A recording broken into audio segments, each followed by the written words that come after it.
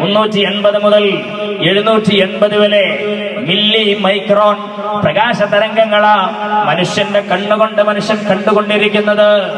380ന്റെ below താഴെയുള്ളതോ 780ന്റെ above മുകളിലുള്ളതും ഒരു കാരണവശാലും സാധാരണ മനുഷ്യന്റെ കണ്ണുകൊണ്ട് കാണൽ അസാധ്യമാണ്. അത് കാണുക ഗോചരമേ അല്ല. 380, 780 ഇൻ ബിറ്റ്വീൻ, അതാണ് മനുഷ്യന്റെ കണ്ണുകൊണ്ട് കാണാൻ പറ്റത്തുള്ളൂ. ഈ കണ്ണുകൊണ്ട് കാണുന്ന കണ്ണാണ് ഏറ്റവും വലിയ ക്യാപ്ചറിങ് ഡിവൈസ്. നമ്മൾ പുറത്തുള്ള സാധനങ്ങൾ പിടിച്ചെടുക്കുന്ന ഏറ്റവും വലിയ ഒരു ഉപകരണം എന്ന് പറഞ്ഞ ഈ ക്യാമറ കണ്ണാണ് അല്ലെ. നമ്മൾ സാധനം കാണുമ്പോഴല്ലേ നമുക്ക് അതിനോടുള്ള താല്പര്യം, അത് പഠിക്കാനുള്ള സംഗതികളൊക്കെ ഉണ്ടാവുള്ളൂ അല്ലെ. ആ കണ്ണിന്റെ കപ്പാസിറ്റിയാണ് ഈ പറഞ്ഞത്. ഇനി മനുഷ്യന്റെ ചെവിയുടെ ഇയറിന്റെ കപ്പാസിറ്റിയോ 20 to 20,000 hertz frequency sound waves. 20 to 20,000, 20 മുതൽ 20,000 ഹെർട്സ് ഫ്രീക്വൻസി ശബ്ദ തരംഗങ്ങളാണ്. ഈ in between 20 and 20,000, below 20 and above 20,000 is not possible. ഒരിക്കലും ഹിയറബിൾ അല്ല, കേൾക്കാൻ സാധ്യമല്ല. സുബ്ഹാനല്ലാഹ്. ഈ പരിമിതിക്കുള്ളിൽ വെച്ചുകൊണ്ടാണ് മനുഷ്യൻ അവന്റെ കാര്യങ്ങൾ വിലയിരുത്തുന്നതെങ്കിൽ സുബ്ഹാനല്ലാഹ്, അള്ളാഹുവിനെ എങ്ങനെയാണ് ഇവൻ ഡയറക്റ്റ് ഖുർആനിൽ പറയുന്ന കാര്യങ്ങളെ കുറിച്ച് അങ്ങനെയല്ല ഇങ്ങനെയല്ല എന്ന് പറഞ്ഞുകൊണ്ട് അവനെ നിരീക്ഷിക്കാൻ വേണ്ടി സാധ്യമാവുക? ഒരൊറ്റ കാര്യം ഇവിടെ ഓർമ്മപ്പെടുത്താൻ ആഗ്രഹിക്കുകയാണ്. ആധുനിക ശാസ്ത്രത്തിന്റെ തലപ്പത്തിരിക്കുന്ന സ്റ്റീഫൻ വില്യം ഹോക്കിംഗ് ഉണ്ടല്ലോ, അദ്ദേഹത്തിന്റെ ഒരുപാട് രചനകൾ പുറത്തിറങ്ങി. അദ്ദേഹം ഈയടുത്ത് മാധ്യമ ദിനപത്രത്തിൽ കണ്ടു, സ്റ്റീഫൻ വില്യം ഹോക്കിംഗ് വീണ്ടും ദൈവനിഷേധം തുടരുന്നു എന്ന് പറഞ്ഞുകൊണ്ട്. അദ്ദേഹത്തിന്റെ A brief history of time എന്ന് പറയുന്ന, അതിനുശേഷം പല ഗ്രന്ഥങ്ങൾ ഇറങ്ങി ബ്ലാക്ക് ഹോൾസിനെ കുറിച്ച്. ഐൻസ്റ്റൈന് ശേഷം ലോകം കണ്ട യുഗപ്രഭാവനായ ശാസ്ത്രകാരനാണ് Stephen William Hawking, W Hawking. Motor neuron പിടിപെട്ട് സംസാരശേഷിയില്ലാതെ കിടപ്പിലായ, കേവലം ഉപകരണങ്ങൾ കൊണ്ട് സംസാരിക്കുന്ന ഒരു വ്യക്തിയാണ് the greatest scientist of this time. ഈ കാലഘട്ടത്തിൽ ഏറ്റവും വലിയ ശാസ്ത്രകാരനായ അദ്ദേഹം പ്രപഞ്ചത്തിന്റെ ഈ ക്രിയേഷനുമായി ബന്ധപ്പെട്ട് അദ്ദേഹം പറയാം, സുബ്ഹാനല്ലാഹ്, as long as the universe had a beginning, we could suppose it had a creator. ഈ പ്രപഞ്ചത്തിന് as long as the universe had a beginning, ഈ പ്രപഞ്ചത്തിന് ഒരു തുടക്കമുണ്ട് എന്ന പരിഗണന നമുക്കുണ്ടെങ്കിൽ we could suppose it had a creator. തീർച്ചയായും ഇതിനെ സൃഷ്ടിച്ച ഒരു സ്രഷ്ടാവുണ്ട് എന്ന് നമുക്ക് ധരിക്കാം. But ശ്രദ്ധിക്കണേ, if the universe is really completely self-contained, having no boundary or edge, neither beginning nor end, it would simply be what place then for a creator. ഈ പ്രപഞ്ചം സ്വയംഭവമാണെങ്കിൽ, ഈ പ്രപഞ്ചം സ്വയമേവ ഉണ്ടായതാണെങ്കിൽ, എന്തിനാണ് ഒരു ഈശ്വരന്റെ സാന്നിധ്യം? എന്തിനാണ് ഒരു കർത്താവ്? എന്തിനാണ് ഒരു അല്ലാഹ്? ഇത് മനുഷ്യൻ പറയുമ്പോൾ ചിന്തിക്കണവനെ. 20,000 ഹെർട്സ് ഫ്രീക്വൻസി ശബ്ദ തരംഗവും 380, 780 ഉള്ളിലുള്ള കണ്ണിന്റെ ഈ തരംഗവും ഇതുകൊണ്ട് മാത്രം ചിന്തിച്ചുണ്ടാക്കിയ ഈ ചങ്ങാന്റെ തലച്ചോറുണ്ടാ പറയുന്നത്. ഏറ്റവും വലിയ തലച്ചോറ് ഉപയോഗിച്ച ഐൻസ്റ്റൈനെ കുറിച്ച് പകുതി മുക്കാലിന് ഉപയോഗിക്കാനോ ബാക്കിയെന്നാ പറഞ്ഞു. എന്നിട്ട് ഓനാ പറയുന്നത് അല്ലല്ല. സുബ്ഹാനല്ലാഹി ബിഹംദി, അല്ലാഹു സുബ്ഹാനല്ലാഹ്, അല്ലാഹു എല്ലാവർക്കും ഹിദായത്ത് നൽകുമാറാകട്ടെ. അപ്പോ അതെന്തുകൊണ്ട് അങ്ങനെ വരുന്നു? ഇൻഷാ അല്ലാഹ് അതിലേക്ക് നമുക്ക് അപ്പോഴാണ് ശാസ്ത്രമായിട്ട് ബന്ധപ്പെടുള്ളൂ. ഏറ്റവും വലിയ ശാസ്ത്രകാരന്റെ വാക്ക് പറഞ്ഞുകൊണ്ടാ ഞാൻ ആരംഭിക്കുന്നു. അപ്പോ ഇത്തരം കാര്യങ്ങൾ ചിന്തിക്കുക, കാര്യങ്ങൾ പഠിക്കുക, മനനം ചെയ്യുക, ഗവേഷണം ചെയ്യുക, അത് അനിവാര്യമാണ്. പക്ഷെ ഖുർആൻ ചെയ്തൊരു സൗകര്യം നോക്കൂ നിങ്ങൾ. ഇസ്ലാംകാര്യം ഇമാൻകാര്യം 5, 6 അതൊന്നും എഡിറ്റ് ചെയ്യാൻ വേണ്ടി പോകണ്ട. ചില ആൾക്കാർ എല്ലാത്തിലും എഡിറ്റിംഗ് നടത്തും, അതിന്റെ ആവശ്യമില്ല, അത് തലക്ക് ഭ്രാന്ത് പിടിപ്പിക്കും. പക്ഷേ ഖുർആനിൽ ചിന്താ സ്വാതന്ത്ര്യവും ആവിഷ്കാര സ്വാതന്ത്ര്യവും അല്ലാഹു തആല എമ്പാടും തന്നിട്ടുണ്ടല്ലോ. എന്താ സംശയമുള്ളത്? ഇഖ്റ ബിസ്മി പറയുമ്പോൾ എന്റെ പ്രിയപ്പെട്ടവരെ, പരിശുദ്ധ ഖുർആൻ എഴുതാനും വായിക്കാനും പഠിപ്പിച്ച ലോകത്തെ ഒരേ ഒരു വേദഗ്രന്ഥമല്ലേ? എഴുതണം വായിക്കണമെന്ന് പറഞ്ഞുകൊണ്ട് അവതരിച്ച വേദഗ്രന്ഥമല്ലേ പരിശുദ്ധ ഖുർആൻ? കാര്യങ്ങളെ കുറിച്ച് ഗവേഷണം നടത്താൻ, മനനങ്ങൾ നടത്താൻ അല്ലാഹു തആല നമ്മളെ പ്രേരിപ്പിക്കുകയാണ്. ഇന്ന ഫീ ഖൽഖിസ് സമാവാതി വൽ അർളി വഖതിലാഫിൽ ലൈലി വൻ നഹാർ ലആയാതിൻ ലിഉലിൽ അൽബാബ് الذين يذكرون الله قياما وقعودا وعلى جنوبهم ويتفكرون في خلق السماوات والأرض ربنا ما خلقت هذا باطلا سبحانك فقنا عذاب النار. സുബ്ഹാനല്ലാഹ്, എന്തൊരു മാത്രം വലിയ പ്രഖ്യാപനമായത്. സുബ്ഹാനല്ലാഹ്, ചന്ദ്രനെ കുറിച്ച് ചിന്തിക്കാത്തവൻ, സൂര്യനെ കുറിച്ച് ചിന്തിക്കാത്തവൻ, അതുപോലെ ഭൂമിയുടെ കറക്കത്തെ കുറിച്ച്, പകല് രാത്രി മാറി മാറി വരുന്നതിനെ കുറിച്ച്, പ്രപഞ്ചത്തിന്റെ ദൃഷ്ടാന്തങ്ങളെ കുറിച്ച് ചിന്തിക്കാത്ത ആളുകൾ. സുബ്ഹാനല്ലാഹ്, അല്ലാഹു ഇത് എന്തുമായിട്ടാ ബന്ധിപ്പിച്ചതെന്നറിയുമോ? റബ്ബനാ മാ ഖലഖത ഹാദാ ബാത്തിലാ. പടച്ചറബേ, ഈ പ്രപഞ്ചമാസകലം, ഈ അണ്ടകടാഹങ്ങള് നീ വെറുതെ പടച്ചതല്ലല്ലോ അല്ലാഹ്. ഇതൊന്നും പടച്ചു വെറുതെ പടച്ചതല്ല. ചിന്തിക്കും അതാ മനസ്സിലാവുക. അല്ലാണ്ട് what place then for a creator? എന്തിനാ ഇവിടെ ഒരു കർത്താവ്, എന്തിനാ ഇവിടെ ഒരു ഈശ്വരൻ, എന്തിനാ ഒരു തമ്പുരാൻ, എന്തിനാ ഒരു പടച്ചോ എന്ന് ചോദിക്കില്ല. എന്റെ പ്രിയപ്പെട്ട സഹോദരന്മാരെ, ഇത് ഞാൻ പറഞ്ഞതല്ല, ലോകത്ത് ഇന്ന് ഏറ്റവും വലിയ ശാസ്ത്രകാരൻ പറഞ്ഞ വാക്കാ ഞാൻ ഈ പറഞ്ഞത്. പക്ഷെ ഐൻസ്റ്റൈൻ ഒക്കെ പറഞ്ഞിരുന്നത് ഒരു ഡിവൈൻ ഹാൻഡ്, ദൈവം പകിട കളിക്കുകയല്ല, ഒരു ഡിവൈൻ ഹാൻഡ്, ഒരു ദൈവിക കരം ഇതിന്റെയൊക്കെ പിന്നിൽ, ഒരു ദൈവികമായ കൈ ഇതിന്റെയൊക്കെ പിന്നിൽ പ്രവർത്തിക്കുന്നുണ്ടെന്ന് പറഞ്ഞയാളായിരുന്നു ഐൻസ്റ്റൈൻ, യുഗപ്രധാവനായ ശാസ്ത്രകാരൻ. നോക്കൂ നിങ്ങൾ, പരിശുദ്ധ ഖുർആൻ നമ്മളെ ചിന്തിപ്പിക്കുകയാണ്. പരിശുദ്ധ ഖുർആൻ ഫസ്റ്റ് വചനം തന്നെ ഇറങ്ങുമ്പോ ഗംഭീരമായ ശാസ്ത്ര സത്യം, ആധുനിക ശാസ്ത്രം ഇന്നും അന്തം പെട്ട് നിൽക്കുന്ന സംഭവമല്ലേ ആ വിഷയം, എംബ്രിയോളജി. ആ എംബ്രിയോളജിയുടെ ബാലപാഠം പോയിട്ട് ആ സംഭവത്തെ കുറിച്ച് തന്നെ പരിശീലാത്ത ആളുകളല്ലേ. എഴുത്തും വായനയും അറിയാത്ത പരിശുദ്ധ പ്രവാചകർ സ്വല്ലല്ലാഹു അലൈഹി വസല്ലം തങ്ങൾ കൊണ്ടുവരുന്ന മഹൽ ചിന്തകൾ നോക്കണം. اقرأ باسم ربك الذي خلق الإنسان من علق اقرأ وربك الأكرم الذي علم بالقلم علم الإنسان ما لم يعلم. Read in the name of your Lord who created. നിന്നെ പടച്ച ദൈവത്തിന്റെ നാമത്തിൽ നീ വായിക്കും. എങ്ങനെ പടച്ച ദൈവം? Created a man from a clot of blood and leech like എന്നുകൂടി Maurice Bukhari reverted to Islam. അദ്ദേഹം ഇസ്ലാമിലേക്ക് മതപരിവർത്തനം നടത്തുന്നത് ഈ ഒരു വിഷയത്തിൽ ഗവേഷണം നടത്തിയിട്ടാണ്. എന്തേ പറഞ്ഞത്? Created man from a clot of blood, രക്തത്തിന്റെ പിണ്ഡം, ചോരക്കട്ടയിൽ നിന്ന് മനുഷ്യനെ പടച്ചു എന്ന് പറയുമ്പോ അത് ലീച്ച് ലൈക്ക്, അട്ടയെ പോലെ യൂട്രസിന്റെ മെംബ്രെയിനിൽ, യൂട്രസ് ഗർഭപാത്രത്തിന്റെ. പടച്ചറബേ, ആധുനിക ശാസ്ത്രം ഇന്നും യഥാർത്ഥത്തിൽ എംബ്രിയോളജിയെ കുറിച്ച് അതിന്റെ ഒരുപാട് മേഖലകൾ ഇനിയും പിന്നിടാനിരിക്കുകയാ, എവിടെയും എത്തിയിട്ടില്ല എന്ന് വേണം പറയാൻ, അല്ലേ? ഒരു സഹോദരി ഭാര്യയുമായിട്ട് സെക്ഷലി ഇന്റർകോഴ്സ് ബന്ധം ഏർപ്പെട്ട് കഴിഞ്ഞാൽ ആണിന്റെ ബീജം അത് വചനയിലൂടെ നേരിട്ട് പോകുന്നത് ഗർഭപാത്രത്തിന്റെ ഉള്ളിലൂടെ നേരെ പോയിട്ട് പിന്നെ ഇങ്ങോട്ട് ഡൈവേർട്ട് ചെയ്യാൻ ആ റൂട്ട് നോക്കണം നിങ്ങൾ. മാഷാ അല്ലാഹ്, ഹൈലി തോട്ട് പ്രൊവോക്കിംഗ്. ആരാണ് അതിന് റൂട്ട് കൊടുത്തത്? ആരാണ് അതിന് റൂട്ട് പഠിപ്പിച്ചു കൊടുത്തത്? ഈ ബീജം ഇങ്ങനെ പോയിട്ട്, അതിൽ സ്പീഡുള്ള ബീജം നേരെ പോയിട്ട് ഇങ്ങോട്ട് ടേൺ ചെയ്യുക, ഇങ്ങനെ പോയതിനു ശേഷം ഇങ്ങോട്ട് ടേൺ ചെയ്യുക. ഈ ഭാഗത്താണ് ഓവറി ഉള്ളത്. ഓവറിയിൽ നിന്ന് ഓവം പുറത്തേക്ക് വരുന്നു.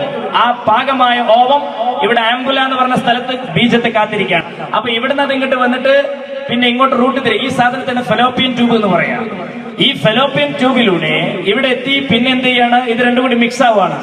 മിക്സ് ആയിട്ട് സൈഗോട്ട് എന്ന് പറയും, സിക്താണ്ടം. എന്നിട്ട് അവിടുന്ന് തിരിച്ച് വീണ്ടും ഇങ്ങോട്ട് റിട്ടേൺ അടിക്കുകയാണ്. റിട്ടേൺ അടിച്ചിട്ട് ഇവിടെ ഗർഭപാത്രത്തിന്റെ സ്ഥലം മെംബ്രെയിൻ, ആ മെംബ്രെയിനിൽ മൂപ്പര് അള്ളിപ്പിടിച്ച് നിൽക്കുകയാണ്. മാഷാ അല്ലാഹ്, അങ്ങോട്ട് പോയി പുതിയതിനെ കൂട്ടി വന്ന് ഇങ്ങോട്ട് തിരിച്ചു വന്ന് ഇവിടെ പിടിച്ച് കെട്ടിപ്പിടിച്ച് തൂങ്ങി നിൽക്കുകയാണ്. അട്ടയെ പോലെ ഒട്ടി നിൽക്കുകയാണ്.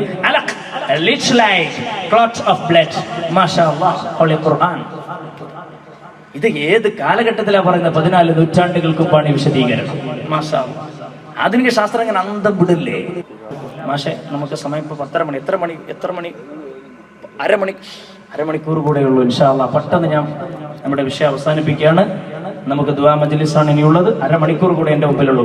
അപ്പൊ നമുക്ക് അധികം ഇനി ഈ ചർച്ച നീട്ടിക്കൊണ്ടുപോയി കൂടാ, പെട്ടെന്ന് ഓരോ പോയിന്റിലേക്ക് കിടക്കണം ഇൻഷാ അല്ലാഹ്.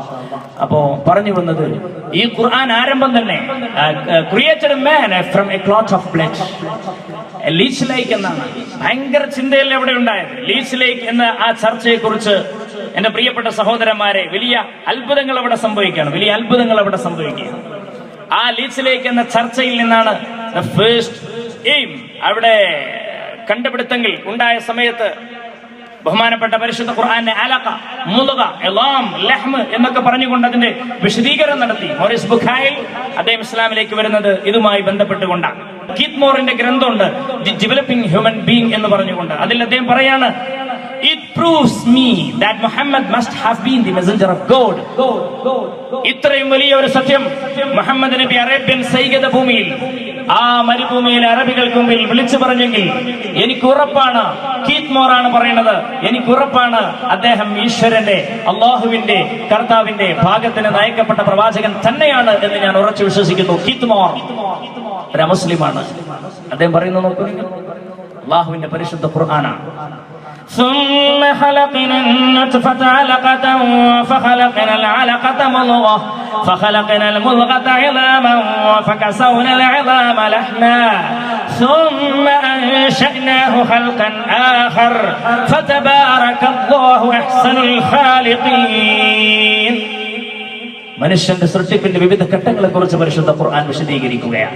എംബ്രിയോളജി ഇന്നും ഇവിടെ പൂർണ്ണമായിട്ടില്ല. നോക്കണം നിങ്ങൾ, ഇത് അല്ലാഹു അല്ലാതെ വേറെ ആരാണ് ഈ റൂട്ട് പറഞ്ഞു കൊടുത്തത്? മാത്രമല്ല, ഞാൻ ഇന്നലെ കാലിക്കറ്റ് മെഡിക്കൽ കോളേജിലെ സീനിയർ പ്രൊഫസറുടെ കൂടെ രാത്രി വൈകി വരെ ഈ വിഷയം ചർച്ച ചെയ്തിരുന്നിരുന്നു. അപ്പൊ അദ്ദേഹം ഇതിന്റെ കാര്യങ്ങൾ ഇങ്ങനെ പറഞ്ഞപ്പോ പലതും ഇങ്ങനെ മനസ്സിലേക്ക് ഓടുകയാണ്.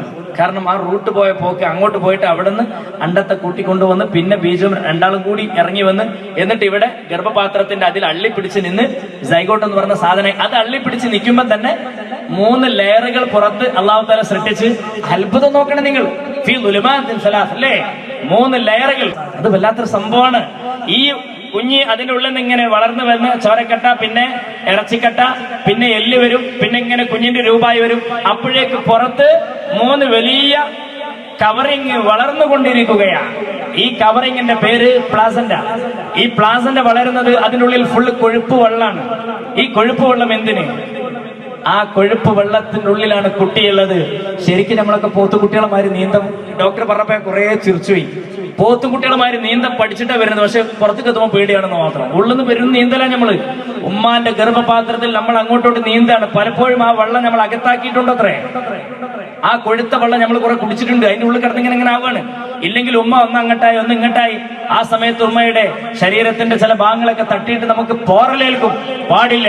3 സ്ഥലങ്ങൾക്കുള്ളിൽ അതിനെ കൊഴുപ്പ് നിറച്ചു. ഇതാണ് പ്രസവം കഴിഞ്ഞതിന് ശേഷം പുറത്തേക്ക് വരുന്ന ആ കൊഴുകൊഴുത്ത വെള്ളം. അതിനെ പ്ലാസന്റ മറുക്കുട്ടി എന്ന് പറയും. മാഷാ അല്ലാഹ്. ഈ സത്യം വിശദീകരിച്ചുകൊണ്ട് പരിശുദ്ധ ഖുർആൻ ഇത് ഏത് കാലത്താണ് ഇറങ്ങിയത്? 14 മുമ്പ് എന്റെ പ്രിയപ്പെട്ടവര്. ഇത് കണ്ടിട്ട് കീത്ത് മോർ അന്തം വിട്ടു, മോറിസ് ബുഖായിൽ അന്തം വിട്ടു. ആ എൻഡോമെട്രിയം എന്ന് പറയുന്ന യൂട്രസിലെ ആ ഗർഭസ്ഥലത്തിൽ പിടിച്ചു നിൽക്കുന്ന, അള്ളിപ്പിടിച്ചു നിൽക്കുന്ന അതിനെ കുറിച്ചല്ലേ ഈ പരാമർശം. അതിന്റെ ഘട്ടങ്ങള് സമയമൊക്കെ ഇന്ന് ആധുനിക ശാസ്ത്രം പറയുന്നുണ്ട്. അന്നും വിശദീകരിച്ച സമയം ഒരുപാട് വൈകിപ്പോകും. ഞാൻ അവസാനിപ്പിക്കുകയാണ്, ആ വിഷയം അവസാനിപ്പിക്കുകയാണ്. അപ്പോ ചിന്താ സ്വാതന്ത്ര്യം ഇസ്ലാം നൽകിയിട്ടുണ്ട്, നമ്മൾ മനസ്സിലാക്കണം. പരിശുദ്ധ ഖുർആൻ വഅൻസൽനാ ഇലൈക الذിക്ര ലിതുബയ്യിന ലിന്നാസ് മാ നുസ്സില ഇലൈഹിം വലഅല്ലഹും യതഫക്കറൂൻ. ചിന്തിക്കാൻ വേണ്ടി പരിശുദ്ധ ഖുർആൻ അവതരിച്ചിരിക്കുകയാ. അതിലൊരിക്കലും നിസ്കാരത്തിന്റെ റക്അത്തുകളെ കുറിച്ച് ചിന്തിക്കണ്ട, എത്ര വഖത്തുണ്ടെന്ന് ചിന്തിക്കണ്ട. അത് ചേകനൂരിന് അബദ്ധം പറ്റിയതുപോലെ പറ്റിപ്പോകും. പക്ഷേ ജനറൽ ആയിട്ടുള്ള കാര്യങ്ങളെ കുറിച്ച് ചിന്തിക്കുന്നതിന് ഒരു കുഴപ്പവുമില്ല. എന്റെ പ്രിയപ്പെട്ട ചെറുപ്പക്കാരാ, എന്റെ പ്രിയപ്പെട്ട വിദ്യാർത്ഥികളെ, എന്റെ പ്രിയപ്പെട്ട ഇൽമു പഠിക്കാൻ ആഗ്രഹിക്കുന്ന പരിശുദ്ധ ഖുർആനിനെ മനസ്സിലാക്കണമെന്ന് ആഗ്രഹിക്കുന്ന പുതുതലമുറയിലെ കുട്ടികളെ, അള്ളാഹുവിന്റെ വേദഗ്രന്ഥമായ പരിശുദ്ധ ഖുർആൻ അത് അത്ഭുതങ്ങളുടെ കലവറയാ. നമുക്ക് ചില വചനങ്ങളിലേക്ക് കടക്കാം. യൂറോപ്യന്മാർ ഇൻക്വിസിഷൻ കോർട്ട് എന്ന് പറയുന്ന ഒരു കോർട്ട് ഉണ്ടാക്കി. എന്താ ഇൻക്വിസിഷൻ കോർട്ട്? യൂറോപ്പിൽ അത് ഉണ്ടാക്കിയത് എന്തിനു വേണ്ടിയാ? ഒരുപാട് പ്രശ്നങ്ങൾ ഉണ്ടായില്ലേ? കോപ്പർനിക്കസ്, അതുപോലെ തന്നെ ഗലീലിയോയുടെ ഒക്കെ കാലഘട്ടത്തില് പ്രപഞ്ചം whether it is heliocentric or geocentric, പ്രപഞ്ചം കേന്ദ്രം ഏതാണ്, സൂര്യനാണോ അതല്ല ഭൂമിയാണോ, പ്രശ്നമുണ്ടായി, ചർച്ചയായി. ആ സമയത്ത് ഗലീലിയോ ചില സത്യങ്ങളൊക്കെ വിളിച്ചു പറഞ്ഞു. ഈ ഭൂമി കറങ്ങിക്കൊണ്ടിരിക്കുന്നുണ്ട് എന്ന സത്യം അദ്ദേഹം വിളിച്ചു പറഞ്ഞപ്പോ, സൂര്യനെ പോലെ ഭൂമി കറങ്ങിക്കൊണ്ടിരിക്കുന്നുണ്ടെന്ന സത്യം പറഞ്ഞപ്പോ അദ്ദേഹത്തെ ക്രൂരമായ പീഡന മുറകൾക്ക് ഇരയാക്കി. ആര്? ഇസ്ലാമല്ല, അന്നത്തെ കത്തോലിക്കൻ ചർച്ച്. ഞാനല്ല ഈ പറയുന്നത്, നേരത്തെ ഞാൻ പറഞ്ഞ ആധുനിക ശാസ്ത്രത്തിന്റെ ഇന്നത്തെ തലപ്പത്തിരിക്കുന്ന ഏറ്റവും വലിയ ഗ്രേറ്റസ്റ്റ് സ്കോളർ, പണ്ഡിതൻ, അദ്ദേഹം തന്നെ a brief history of time, എന്റെ അടുക്കൽ ഉണ്ട് ആ പുസ്തകം. അതിൽ അദ്ദേഹം എഴുതിയിട്ടുണ്ട്, the Catholic church had made a bad mistake with Galileo.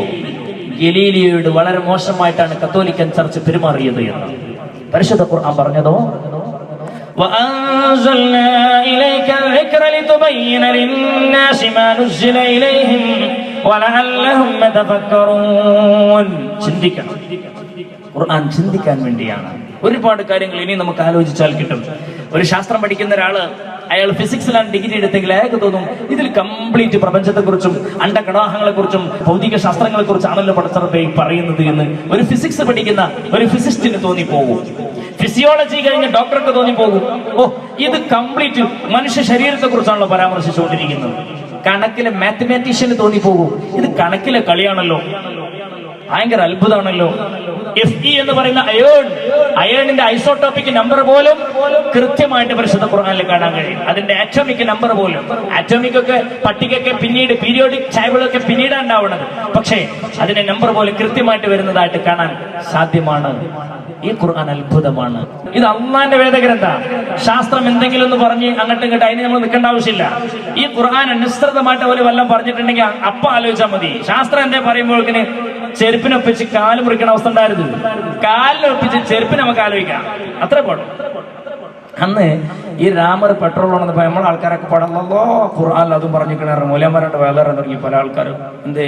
സുബ്ഹാനല്ലാഹ്, പരിശുദ്ധ ഖുർആനിലെ സൂറത്ത് യാസീൻ അല്ലാഹു തആല പറഞ്ഞില്ലേ, ഖുൽ യുഹീഹാ അല്ലദീ അൻശഅഹാ അവ്വല മറഹ വഹുവ ബികുല്ലി ഖൽഖിൻ അലീം الذي جعل لكم من الشجر الأخضر نارا فإذا أنتم منه توقدون. ഈ ആയത്തോണ്ട് പറഞ്ഞ് പച്ചമരത്തിൽ നിന്ന് പോലും പെട്രോൾ ഉൽപ്പാദിപ്പിക്കുന്നു. അങ്ങനെ അന്ന് രാമർ പിന്നെ ശാസ്ത്രജ്ഞന്മാരുടെ മുന്നിൽ പൊട്ടി. എന്താ ഖുർആൻ പൊട്ടിയോ? രാമറിനോട് തെളിയിക്കാൻ പറഞ്ഞു, ചങ്ങായിക്ക് കഴിഞ്ഞില്ല, കാരണം പച്ച നുണയനി ഓമ്പലെ തട്ടിപ്പറ്റി ഒന്നായിരുന്നു. അത് പൊളിഞ്ഞുപോയി എന്ന് വിചാരിച്ച് ഖുർആന്റെ ആയത്തിന് വല്ല വ്യത്യാസം വരുമോ? ഒരു വ്യത്യാസം വരില്ല, ഒന്നും സംഭവിക്കില്ല, ഒരു ചുക്ക് സംഭവിക്കില്ല. കാരണം അള്ളാഹുവിന്റെ വേദഗ്രന്ഥം. പക്ഷെ ഇതിന് പിന്നിൽ വലിയ വേറെ ഒരു യാഥാർത്ഥ്യമുണ്ട്. അതേതായ യാഥാർത്ഥ്യം? അത് ക്ലോറോഫിൽ എന്ന് പറയുന്ന ഹരിത സസ്യങ്ങളെ കുറിച്ചാണ്. ആ ചർച്ച പറയുന്നതിന് മുമ്പ് ഞാൻ വേൾഡ് ട്രേഡ് സെന്റർ ആക്രമണം നടന്ന സന്ദർഭത്തിൽ അന്നത്തെ സോഷ്യൽ മീഡിയയിൽ ഓടിയ ഒരു സംഭവം. എന്താ വിഷയം?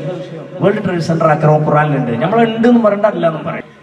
അപ്പൊ സെപ്റ്റംബർ 9-ാം തീയതി 2014 നോക്കുന്ന ആള് രസമായിട്ട് ഫേസ്ബുക്ക് വാട്സപ്പ് ഒക്കെ ഉള്ള കാലമല്ലേ. ആദ്യം 9-ാമത്തെ സൂറത്ത് ഏതാ നോക്കുമ്പോ സൂറത്തുൽ തൗബ, ദി റെപ്പന്റൻസ് എന്ന് പറയുന്ന അധ്യായം. പിന്നെ 11-ാം മാസം 2011 എന്നുള്ള അത് നോക്കുമ്പോ ഈ തൗബ സൂറത്ത് വരുന്ന 11-ാമത്തെ ജുസ് കറക്റ്റാ. അപ്പൊ 9 ആയി 11 ആയി. ഇനി വേണ്ടത് ഈ 110-ാമത്തെ നിലയിലാണ് ഫ്ലൈറ്റ് ഇടിച്ചത്. മൂപ്പര് തൗബ സൂറത്തിലെ 11-ാമത്തെ ജുസയിലുള്ള തൗബ സൂറത്തിന്റെ 110-ാമത്തെ വചനം നോക്കുകയാണ്. لا يزال بنيانهم الذي بنوا ريبة في قلوبهم إلا أن تقطع قلوبهم. അവരൊക്കെ ഉണ്ടാക്കിയ ബിൽഡിങ്ങുകൾ അവർക്ക് എപ്പോഴും ഒരു ആശങ്കയായി തുടരുമെന്നാണ് ആയത്തിലുള്ളത്. അങ്ങനെ ചിലത് കാണും, നമുക്ക് തോന്നൊക്കെ ഇനി കിട്ടും.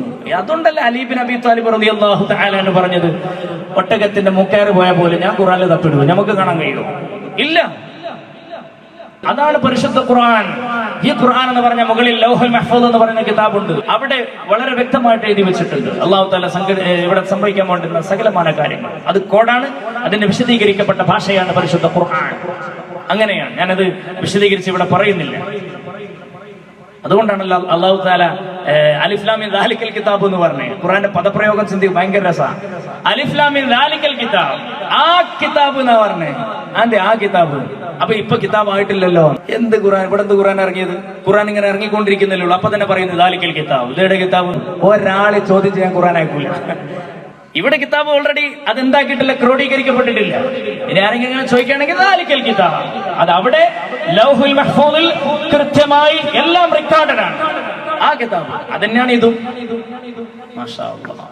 ഞാൻ പറഞ്ഞു വരുന്നത്, പരിശുദ്ധ ഖുർആൻ ഒരുപാട് അത്ഭുതമായ. അപ്പൊ ഇത്തരം കാര്യങ്ങൾ കാണുമ്പോ കേൾക്കുമ്പോ നമ്മൾ അങ്ങോട്ട് എടുത്തു ചാടൊന്നും വേണ്ട. കാരണം ഖുർആൻ അള്ളാഹുവിന്റെ അടുക്കൽ നിന്നാണ്. ശാസ്ത്രം അത് മനുഷ്യന്റെ ചിന്തകളാണ്. അല്ലാഹു തആല ആ ഷജറുൽ അഖ്ളർ എന്ന് പറഞ്ഞത് ക്ലോറോഫിൽ അടങ്ങിയ സസ്യങ്ങളെ കുറിച്ചാണ് അത്രേ. പുതിയ പഠനം അങ്ങനെയാണ്. ക്ലോറോഫിൽ എന്ന് പറഞ്ഞു കഴിഞ്ഞാൽ പച്ച ഹരിത സസ്യങ്ങൾ. അപ്പൊ ആ ഹരിത സസ്യങ്ങളുടെ ഉപയോഗം എന്താ? ഈ ഹരിത സസ്യങ്ങൾ ഉള്ളത് കൊണ്ടാണ് നമ്മൾ ഉച്ഛ്വസിക്കുന്ന CO2 എന്ന് പറയുന്ന കാർബൺ ഡയോക്സൈഡ് ഈ ഹരിത സസ്യങ്ങൾ വലിച്ചെടുത്തിട്ട് സസ്യങ്ങൾ ശ്വസിക്കുന്നത് കാർബൺ ഡയോക്സൈഡ് ആണ്. ആ ഹരിത സസ്യങ്ങൾ അത് വലിച്ചെടുത്തിട്ട് ഓക്സിജനെ പുറത്തേക്ക് വിടും. അപ്പൊ നമുക്ക് വലിക്കാൻ കിട്ടുന്നത് ഓക്സിജൻ ആണ്. O2 എന്ന് പറയുന്ന ഓക്സിജൻ, CO2 എന്ന് പറയുന്ന കാർബൺ ഡയോക്സൈഡ്.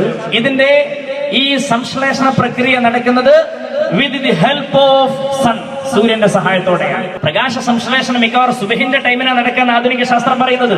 ഖുർആൻ പറഞ്ഞു സുബഹിന്റെ ടൈമിനുണ്ട് ഒരു നെടുവീർപ്പ്, ഒരു നെടുനിശ്വാസം. മാഷാ അല്ലാഹ്. അതുകൊണ്ടാണ് ഫോട്ടോസിന്തസിസ് എന്നാണ് ഈ പ്രക്രിയക്ക് പറയാ, പ്രകാശ സംശ്ലേഷണം. അതാണ് قل يحييها الذي أنشأها أول مرة وهو بكل خلق عليم الذي جعل لكم من الشجر الأخضر نارا جعل لكم من الشجر الأخضر نارا.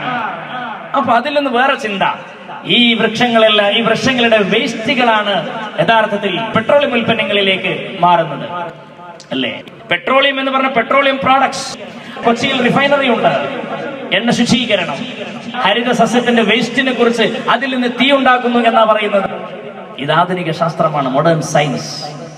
ഈ വേസ്റ്റിൽ നിന്ന് ആദ്യം ക്രൂഡ് ഓയിൽ ഉൽപ്പാദിപ്പിക്കും. ക്രൂഡ് ഓയിൽ ഈ വിമാനത്തിലേക്കുള്ള എണ്ണ കഴിഞ്ഞാൽ അതിന്റെ വേസ്റ്റ് പെട്രോൾ ആയിട്ട് വരും. പെട്രോൾ പിന്നെയും റിഫൈൻ ചെയ്ത് ശുചീകരിക്കുമ്പോ അത് ഡീസൽ ആയിട്ട് മാറും. ഡീസൽ പിന്നെയും ശുചീകരിക്കുമ്പോൾ അത് മണ്ണെണ്ണ എന്ന് പറയുന്ന കെരോസിൻ ഓയിലായിട്ട് മാറും. മണ്ണെണ്ണ പിന്നെയും ശുചീകരിക്കുമ്പോൾ വേസ്റ്റ് വരും ടാർ.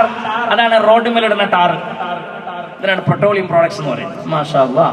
അല്ലദീ ജഅല ലക്കും മിനശ് ശജറിൽ അഖ്ളരി നാറൻ ഫഇദാ അൻതും മിൻഹു തൂഖിദൂൻ. അത് നിങ്ങൾ പിന്നീട് കത്തിക്കാൻ ഉപയോഗിക്കും. സ്റ്റിൽ ഇന്ന് നമ്മൾ അതിനല്ലേ ഉപയോഗിക്കുന്നത്, അല്ലേ? പെട്രോളിയം, ഡീസൽ, മണ്ണെണ്ണ, ഈ സാധനം തന്നെയല്ലേ നമ്മൾ കത്തിക്കാൻ വേണ്ടി ഉപയോഗിക്കുന്നത്. മാഷാ അല്ലാഹ്. റബ്ബനാ മാ ഖലഖ്ത ഹാദാ ബാതില സുബ്ഹാനക ഫഖിനാ അദാബന്നാർ. അതുകൊണ്ട് തന്നെയല്ലേ ഈ ഹരിത സസ്യങ്ങൾ വെച്ച് പിടിപ്പിക്കണമെന്ന് പറയുന്ന പ്രവാചകനേക്കാളും വലിയൊരു പ്രകൃതിവാദി ഈ ലോകത്ത് വേറെയില്ല. നബി തങ്ങൾ പറഞ്ഞതെന്തേ? ലഅനത്തുല്ലാഹി ദജ്ജാൽ ഈ ഭൂമി ലോകത്തിലേക്ക് ഇറങ്ങുകയില്ലേ? ദജ്ജാൽ ഫിത്ന ഇങ്ങനെ നടത്തിക്കൊണ്ടിരിക്കുകയാ. ആ സന്ദർഭത്തിൽ ദജ്ജാൽ ഇറങ്ങിയിട്ട് ദജ്ജാലിന്റെ ഫിത്ന ഇങ്ങനെ വ്യാപിച്ചു കൊണ്ടിരിക്കുന്ന ഘട്ടത്തിൽ വഫി യദി അഹദിക്കും, ആരുടെയെങ്കിലും കൈകളിലുണ്ടെങ്കിൽ ഫസീല, ഒരു ചെടിയുണ്ടെങ്കിൽ ക്ലോറോഫിൽ അടങ്ങിയ ഹരിത സസ്യം ആരുടെയെങ്കിലും കയ്യിലുണ്ടെങ്കിൽ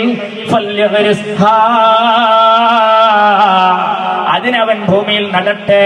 കാരണം അതിൽ ഒരു തലമുറയ്ക്ക് ജീവിക്കാനുള്ള ജീവവായു ഉണ്ടെന്ന് മുഹമ്മദ് മുസ്തഫ. ഈ ശാസ്ത്ര സത്യത്തിനപ്പുറം അതേമാതിരി തന്നെ പ്രകൃതിവാദിയാണ്, ഏറ്റവും വലിയ പ്രകൃതിവാദിയാണ് സയ്യിദുനാ മുഹമ്മദ് റസൂലുള്ളാഹി സ്വല്ലല്ലാഹു അലൈഹി വസല്ലം. അങ്ങനെയുള്ള ഒരുപാട് കാര്യം ഖുർആൻ നമുക്ക് ഇത്തരം കാര്യങ്ങളൊക്കെ ചിന്തിക്കാനുള്ള ഒരു സ്വാതന്ത്ര്യം നൽകുന്നു എന്നതിലൂടെ നമുക്ക് ചില കാര്യങ്ങൾ ആലോചിക്കാവുന്നതാണ് ഇൻഷാ അല്ലാഹ്. അതിൽപ്പെട്ട ഒന്ന്, സനുരീഹിം ആയാതിനാ ഫിൽ ആഫാഖി വഫീ അൻഫുസിഹിം ഹത്താ യതബയ്യന ലഹും അന്നഹുൽ ഹഖ് ഹത്താ യതബയ്യന ലഹും അന്നഹുൽ ഹഖ് ഹത്താ യതബയ്യന ലഹും അന്നഹുൽ ഹഖ്. എന്റെ പ്രിയപ്പെട്ട സഹോദരന്മാരെ, സനുരീഹിം ആയാതിനാ ഫിൽ ആഫാഖ്, അവിശ്വാസികൾക്ക് അല്ലാഹു തആല ഖുർആനിന്റെ ദൃഷ്ടാന്തം കാണിച്ചു കൊടുക്കുന്ന പറഞ്ഞു. അവിശ്വാസികൾക്ക് കാട്ടിക്കൊടുക്കുന്ന പറയാൻ കാരണം എന്താ? വിശ്വാസികൾക്ക് കാണേണ്ട കാര്യമില്ല. നമ്മളൊക്കെ അള്ളാഹുവിനെ ഇത്തരം ദൃഷ്ടാന്തങ്ങൾ കണ്ടാലും വേണ്ടില്ല, കണ്ടിട്ടില്ലേലും വേണ്ടില്ല. നമുക്ക് എന്താ വിശ്വസിക്കുന്നതിന് കുഴപ്പം? നമ്മളൊക്കെ ഓൾറെഡി വിശ്വസിച്ച ആളുകളാ, മുഅ്മിനീങ്ങൾ വിശ്വസിച്ചവരാ. പക്ഷേ സനുരീഹിം, ആ വിശ്വസിക്കാത്ത ആളുകളുണ്ടല്ലോ, അവർക്ക് നമ്മൾ കാട്ടിക്കൊടുക്കുന്നതാ ആയാതിനാ, നമ്മുടെ ദൃഷ്ടാന്തങ്ങളെ, ഫിൽ ആഫാഖ്, ദിഗന്ധങ്ങളിൽ, അണ്ടകടാഹങ്ങളിൽ, വഫീ അൻഫുസിഹിം, കഴിഞ്ഞില്ല അവരുടെ സ്വശരീരത്തിലോ ദൃഷ്ടാന്തങ്ങൾ നമ്മൾ കാട്ടിക്കൊടുക്കും. എന്നിട്ട് ഹത്താ യതബയ്യന, അവർക്ക് ബോധ്യമാകും, അന്നഹുൽ ഹഖ്, ഇതാണ് സത്യം, ഇതാണ് സത്യവേദ പുസ്തകം എന്നവർക്ക് ബോധ്യപ്പെടുക തന്നെ ചെയ്യും. മാഷാ അല്ലാഹ്. എന്റെ പ്രിയപ്പെട്ട സഹോദരന്മാരെ, ഡേവിഡ് മൂസ പിഡ്കോക്ക്, അദ്ദേഹം തന്റെ വീട്ടിലിരുന്നു കൊണ്ട് TV കണ്ടുകൊണ്ടിരിക്കുക. ബ്രിട്ടീഷ് സയന്റിസ്റ്റുകളും അതുപോലെ അമേരിക്കൻ സയന്റിസ്റ്റുകളും ചർച്ച നടക്കുകയാണ്. ചന്ദ്രന്റെ ഉപരിതലത്തിലേക്ക് നാസ വിക്ഷേപണം ചെയ്തതുമായി ബന്ധപ്പെട്ട്, അവിടേക്കുള്ള പര്യവേക്ഷണം നടത്തിയതുമായി ബന്ധപ്പെട്ട ചർച്ച. ബ്രിട്ടീഷുകാർ അമേരിക്കൻ സയന്റിസ്റ്റിനോട് ചോദിക്കുക, എന്തിനാണ് നിങ്ങൾ ഇത്രയും വലിയ കോടിക്കണക്കിന് ഡോളർ ചെലവഴിച്ചിട്ട് അങ്ങകലെ കിടക്കുന്ന ചന്ദ്രന്റെ ഉപരിതലത്തിലേക്ക് എന്തിനാ നിങ്ങൾ പോയി? ബ്രിട്ടീഷ് സയന്റിസ്റ്റ് ചോദിക്കുക, ഒരല്പം മണ്ണ് കൊണ്ടുവരാനാണ് നിങ്ങൾ പോയത്. ആ സന്ദർഭത്തിൽ ബ്രിട്ടീഷ് സയന്റിസ്റ്റിനോട് അമേരിക്കക്കാർ തല കുലിച്ചു കൊടുക്കൂലല്ലോ. ഓൻ പറഞ്ഞ എന്താണെന്നറിയോ? അത് നോട്ട് ഓൺലി ഫോർ ദാറ്റ്, അതിനു വേണ്ടി മാത്രമല്ല. പിന്നെ അങ്ങോട്ട് പോയത് അവിടുത്തെ പാറകൾ ഒരു ഭ്രംശം സംഭവിച്ച പോലെ തൽസ്ഥാനത്തിൽ നിന്ന് മാറി ഒന്ന് പുതിയതായി രൂപപ്പെട്ടതുപോലെയുള്ള ഒരു തോന്നൽ ഞങ്ങൾക്കുണ്ടായി. അപ്പൊ അതിന്റെ ഒരു പഠനം നടത്താൻ വേണ്ടിയാണ്. അതായത് ഒരുമിച്ച് നിൽക്കുന്ന ഒരു പാറയ്ക്ക് വിള്ളലേറ്റിട്ട് അതൊന്ന് വേറെ നിന്ന് ഒന്ന് സെറ്റായ മാതിരി ഉണ്ട് കാണുന്നു, അതും കൂടി ഒന്ന് പരീക്ഷിക്കാൻ വേണ്ടി പോയതാണെന്ന് പറഞ്ഞത്. എന്റെ പ്രിയപ്പെട്ടവരെ, ആ സന്ദർഭത്തിലാണ് ഡേവിഡ് മൂസ പിഡ്കോക്ക് ചിന്തിച്ചു പോകുന്നത്. അന്ന് അദ്ദേഹം പരിശുദ്ധ ഖുർആനിലെ ചന്ദ്രൻ പിളർന്നു എന്നതിനെ കുറിച്ച് അദ്ദേഹം വായിച്ച് അതിൽ തലപുണ്ണായിക്കൊണ്ടിരിക്കുന്ന സന്ദർഭത്തില്ല അമേരിക്കൻ സയന്റിസ്റ്റും ബ്രിട്ടീഷ് സയന്റിസ്റ്റും തമ്മിൽ ഈ ചർച്ച നടക്കുന്നതായിട്ട് അദ്ദേഹം ഈ ടിവിയിൽ കണ്ടുകൊണ്ടിരിക്കുന്നത്. അദ്ദേഹം ഉറപ്പിച്ചു, മാഷാ അല്ലാഹ്, ലാ ഇലാഹ ഇല്ലല്ലാഹ്, there is no died but Allah, Muhammad is the messenger of Allah എന്ന് പറഞ്ഞുകൊണ്ട് ലാ ഇലാഹ ഇല്ലല്ലാഹ് മുഹമ്മദ് റസൂലുള്ളാഹ്. ഡേവിഡ് മൂസ പിഡ്കോക്ക് ഇസ്ലാമിന്റെ ശാശ്വത തീരത്തെ കണഞ്ഞത് ഈ ഒരൊറ്റ വിഷയത്തിലാണ്. മാഷാ അല്ലാഹ്, റബ്ബനാ മാ ഖലഖ്ത ഹാദാ ബാതില, റബ്ബനാ മാ ഖലഖ്ത ഹാദാ ബാതില, സുബ്ഹാനക സുബ്ഹാനക സുബ്ഹാനക ഫഖിന അദാബൻ. വിഷയങ്ങൾ വളരെ ഗൗരവമല്ലേ? എന്തെങ്കിലുമൊക്കെ വാട്സപ്പിലൂടെ പ്രചരിക്കും, നമ്മളങ്ങനെ ലൈക്ക് അടിച്ച് കമന്റ് അടിച്ചു വിടും. ചന്ദ്രൻ എന്ന് പറഞ്ഞ വാങ്ങി കേട്ടു, നമ്മളത് ഉണ്ടെന്നില്ല എന്നും പറയണ്ട, യഥാർത്ഥത്തിൽ അത് കേൾക്കൂല. ഇനി ഒന്നോണ പറഞ്ഞാണെങ്കിലോ നമ്മളതിന്റെ പിന്നാലെ പോയി. യഥാർത്ഥത്തിൽ അവിടെ വായു സഞ്ചാരം ഇല്ലാത്തതുകൊണ്ട് ചന്ദ്രൻ എന്ന് പെടുന്ന വാങ്ങി കേൾക്കുക എന്ന് പറഞ്ഞാൽ അത് നടക്കുന്ന കാര്യമൊന്നുമില്ല. പക്ഷെ ശാസ്ത്രീയമായ വലിയ പിൻബലമില്ലാത്ത കാര്യത്തിനെ നമ്മൾ ഓവറായിട്ട് എന്താക്കരുത്, അത് ബടായി പൊട്ടിക്കാൻ നിൽക്കരുത്. ഇതിൽ വിശ്വസിക്കാത്ത ആൾക്കാർക്ക് ഇങ്ങനെയുള്ള ഓരോന്നും ഉണ്ടായിക്കോട്ടെ, നമ്മളും അതിലൊന്നും പ്രശ്നം വേണ്ട, അതൊന്നും വലിയ സംഭവമാക്കും വേണ്ട. ഉണ്ടോ? സ്പേസ് അല്ലേ, സ്പേസ് എന്ന് എങ്ങനെ കേൾക്കുക? പിന്നെ ഉദാഹരണമായിട്ട് നമ്മൾ ഒരു വലിയ ആയുള്ള കിണറ്റിലേക്ക് ഒരാൾ ഇറങ്ങി, ചിലപ്പോൾ ആയുള്ള വലിയ കിണറാണെങ്കിൽ ഇറങ്ങുന്ന ആളുകൾ ആദ്യം അതിലേക്ക് ഒന്ന് തീ കത്തിച്ചിടും. എന്തിനാ തീ കത്തിച്ചിടുന്നത്? അതിന്റെ അടിയിൽ അയാൾ ശ്വാസം മുട്ടി മരിക്കുമെന്ന് ടെസ്റ്റ് ചെയ്യാണ്. അടിയിലെത്തിയിട്ടും അതിങ്ങനെ കത്തുന്നുണ്ടെങ്കിൽ അത്യാവശ്യം തലമുള്ളോ എവിടേക്ക് ഇറങ്ങുള്ളൂ? കിണറ്റിക്ക് ഇറങ്ങുള്ളൂ. ഇല്ലെങ്കിൽ അവന്റെ കഥ കഴിഞ്ഞാണ്. കാരണം എന്താ? ഈ വായു സഞ്ചാരം ഇല്ലെങ്കിൽ ഓനക്ക് എങ്ങനെ ഇറങ്ങിയിട്ട് കാര്യമില്ല, അവന് ശ്വാസം കിട്ടൂല. അതേമാതിരിയാണ് ഈ അടുത്ത് വേറൊന്ന് കണ്ടു, ഫേസ്ബുക്ക് വാട്സപ്പിലൂടെ ലൈലത്തുൽ ഖദർ അമേരിക്ക മറച്ചു വെക്കുന്നു. നമ്മൾ ലൈലത്തുൽ ഖദർ ചെയ്യേണ്ട ഇബാദത്ത് ചെയ്യുക, അവിടെ അന്ന് എന്തോ ഒരു പ്രകാശം വരുന്നുണ്ട്, അത് ഒരു മറച്ച് വെച്ചില്ല. നമുക്ക് എന്താ കുഴപ്പം? നമ്മളതൊന്ന് വെറുതെ ലൈക്ക് അടിച്ച് കമന്റ് അടിച്ച് പോകേണ്ട ഒരു കാര്യമില്ല. അങ്ങനെ ഒരുപാട് സംഭവങ്ങൾ സുബ്ഹാനല്ലാഹ്, ഉള്ള യാഥാർത്ഥ്യങ്ങൾ എത്ര പറയാനുണ്ട്. പരിശുദ്ധ ഖുർആൻ പഠിക്കാൻ നമ്മൾ സന്നദ്ധമാകണം ഇൻഷാ അല്ലാഹ്. അതുകൊണ്ട് സമയം വളരെ പരിമിതമായതുകൊണ്ട് ഒരുപാട് മാഷാ അല്ലാഹ് സദസ്സിൽ നിന്ന് ഒരു അരമണിക്കൂറോട് നീട്ടി പറയണം. നിങ്ങൾ റെഡിയാണോ? മാഷാ അല്ലാഹ്, അൽഹംദുലില്ലാഹ് അൽഹംദുലില്ലാഹ്. സല്ലല്ലാഹു അലാ മുഹമ്മദ് അലൈഹി വസല്ലം, സല്ലല്ലാഹു അലാ മുഹമ്മദ് സല്ലല്ലാഹു അലൈഹി വസല്ലം, അല്ലാഹുമ്മ സല്ലി അലാ മുഹമ്മദ് യാ റബ്ബി സല്ലി അലൈഹി വസല്ലം. അപ്പൊ ഇങ്ങനെയാണ് സത്യമെങ്കിൽ നമ്മൾ ഇനി ഒരിക്കലും തന്നെ ഇങ്ങനെ വ്യർത്ഥമായ പ്രചരണങ്ങളിൽ വശംവദരാകരുത് എന്ന് പരിശുദ്ധ ഖുർആനിന്റെ വക്താക്കളായ നമ്മളെല്ലാവരും മനസ്സിലാക്കണം. അള്ളാഹു നമുക്ക് ഹിദായത്ത് തരട്ടെ. അള്ളാഹു ഹക്കിന്റെ പാതയിൽ നമ്മളെല്ലാവരെയും അടിയുറച്ച് നിർത്തുമാറാകട്ടെ. ബിഹഖി നബിയിന മുഹമ്മദിൻ സല്ലല്ലാഹു അലൈഹി വസല്ലം. ഇനി നോക്കൂ നിങ്ങൾ, ലോകത്തെ ഇളക്കിമറിച്ച രണ്ട് മഹാസിദ്ധാന്തങ്ങൾ, ഒന്ന് പ്രപഞ്ച സൃഷ്ടിപ്പുമായി ബന്ധപ്പെട്ട വിഷയമാണ്, മറ്റൊന്ന് മനുഷ്യന്റെ, ഒന്ന് ക്രിയേഷൻ ഓഫ് ദി യൂണിവേഴ്സ്, മറ്റൊന്ന് ക്രിയേഷൻ ഓഫ് ഹ്യൂമാനിറ്റി, മാൻകൈൻഡ്, മനുഷ്യകുലത്തിന്റെ സൃഷ്ടിപ്പ്, പ്രപഞ്ചത്തിന്റെ സൃഷ്ടിപ്പ്. ഇത് രണ്ടുമായി ബന്ധപ്പെട്ട് വലിയ രണ്ട് സിദ്ധാന്തങ്ങൾ നിലനിൽക്കുകയാണ്. മനുഷ്യന്റെ സൃഷ്ടിപ്പുമായി ബന്ധപ്പെട്ടുകൊണ്ടല്ലേ എന്റെ പ്രിയപ്പെട്ടവരെ ഡാർവിന്റെ സിദ്ധാന്തം. അദ്ദേഹം പറയുന്നത് കുരങ്ങിൽ നിന്ന് മനുഷ്യൻ രൂപാന്തരം സിദ്ധിച്ചു എന്ന് പറയുന്ന ഒരവസ്ഥ. അത് ഒരു മനുഷ്യന്റെ സൃഷ്ടിപ്പുമായി ബന്ധപ്പെട്ടിട്ട് അങ്ങനെയാണ്. പ്രപഞ്ചത്തിന്റെ സൃഷ്ടിപ്പോ ഒരു പൊട്ടിത്തെറി, ബിഗ് ബാങ് എന്നാണ് പറഞ്ഞത്. ഇനി ബിഗ് ക്രഞ്ചിലൂടെ പ്രപഞ്ചം അവസാനിക്കുമെന്ന് പറയുന്നു. എന്തോ ആവട്ടെ, ഈ രണ്ട് സിദ്ധാന്തം, ഒന്ന് മനുഷ്യന്റെ സൃഷ്ടിപ്പുമായി ബന്ധപ്പെട്ട ചർച്ച, മറ്റൊന്ന് പ്രപഞ്ചത്തിന്റെ സൃഷ്ടിപ്പുമായി ബന്ധപ്പെട്ട ചർച്ച. ഇത് രണ്ടിനെയും അല്ലാഹു തആല ക്രോസ് ചെയ്യുന്നത് കണ്ടോളൂ. ബിസ്മില്ലാഹിർ റഹ്മാനിർ റഹീം. ما أشهدتهم خلق السماوات والأرض ولا خلق أنفسهم وما كنت متخذ المضلين عضدا. ما أشهدتهم, ഞാൻ ഒരാളും സാക്ഷി നിർത്തിയിട്ടില്ല, ഞാൻ ഒരാൾക്കും കാട്ടിക്കൊടുത്തിട്ടില്ല. ആകാശത്തിന്റെയും ഭൂമിയുടെയും സൃഷ്ടിപ്പിന്റെ ആ തുടക്കത്തെ, അതിന്റെ എന്താണ് അതിന്റെ പിന്നിലുള്ള, what is the secret behind this creation of the universe, ഞാൻ ആർക്കും കാട്ടിക്കൊടുത്തിട്ടില്ല, ഒരാളെ ഞാൻ സാക്ഷി നിർത്തിയിട്ടില്ല. അല്ലാഹു പറയുന്നത്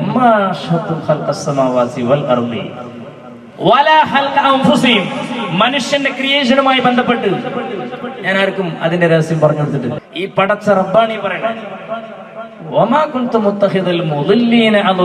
വഴിവഴപ്പിക്കുന്ന ആളുകളെ സഹായിയായിട്ട് കൂടുന്ന പരിപാടി എനിക്കില്ലാണ്.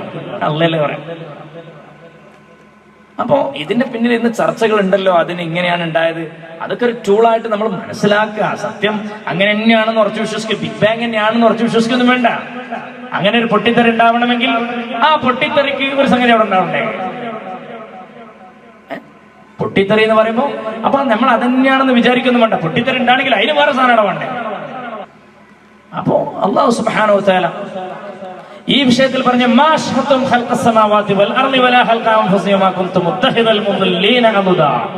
ഇവിടെ നമ്മൾ മനസ്സിലാക്കേണ്ടത്, നമുക്ക് ഏറ്റവും പ്രധാനം അള്ളാഹുവിന്റെ പരിശുദ്ധ വേദഗ്രന്ഥമായ ഖുർആൻ, അതുപോലെ തിരുനബിയുടെ ചര്യ, അതിന് വിരുദ്ധമാകാത്ത ഏത് ശാസ്ത്ര സത്യമുണ്ടെങ്കിലും നമുക്ക് അംഗീകരിക്കാവുന്നതാണ്. അത്രയും അതന്നെയാണ് സംഭവ ബഹുലമായത് എന്നൊന്ന് പറഞ്ഞതിന് പിന്നാലെ പോകേണ്ട യാതൊരു കാര്യവുമില്ല എന്ന് എന്റെ പ്രിയപ്പെട്ട സഹോദരന്മാരോട് ഞാൻ ഇവിടെ ഓർമ്മപ്പെടുത്തുവാൻ ഈ സന്ദർഭം വിനിയോഗിക്കുകയാണ്.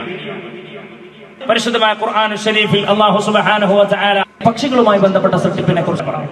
പക്ഷികൾ എങ്ങനെ പറക്കുന്നു? അവലം യറൗ ഇല الطير فوقهم صافات ويقبضن ما يمسكهن إلا الرحمن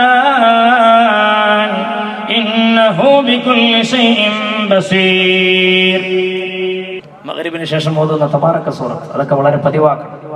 അല്ലാഹു തആല നമുക്കൊക്കെ പതിവാക്കാനുള്ള തൗഫീഖ് തരട്ടെ. മുൽക്ക് എന്നാണ് ആ സൂറത്തിന്റെ പേര്. പണ്ടൊക്കെ സഹോദരിമാർ, ഉമ്മമാർ മക്കൾക്ക് നിർബന്ധമായും തബാറക്ക് ഓതിയിട്ടില്ലെങ്കിൽ അന്നത്തെ ദിവസം തന്നെ കുളം തൊണ്ടുന്ന അവസ്ഥയില്ല. അങ്ങനെയാണ് അതിന്റെ പവർ കിടക്കുന്നത്. തബാറക്കയുടെ പേര് അള്ളാഹുവിന്റെ അടുക്കൽ മുജാദില എന്ന, രക്ഷപ്പെടുത്തുന്നവൾ എന്ന.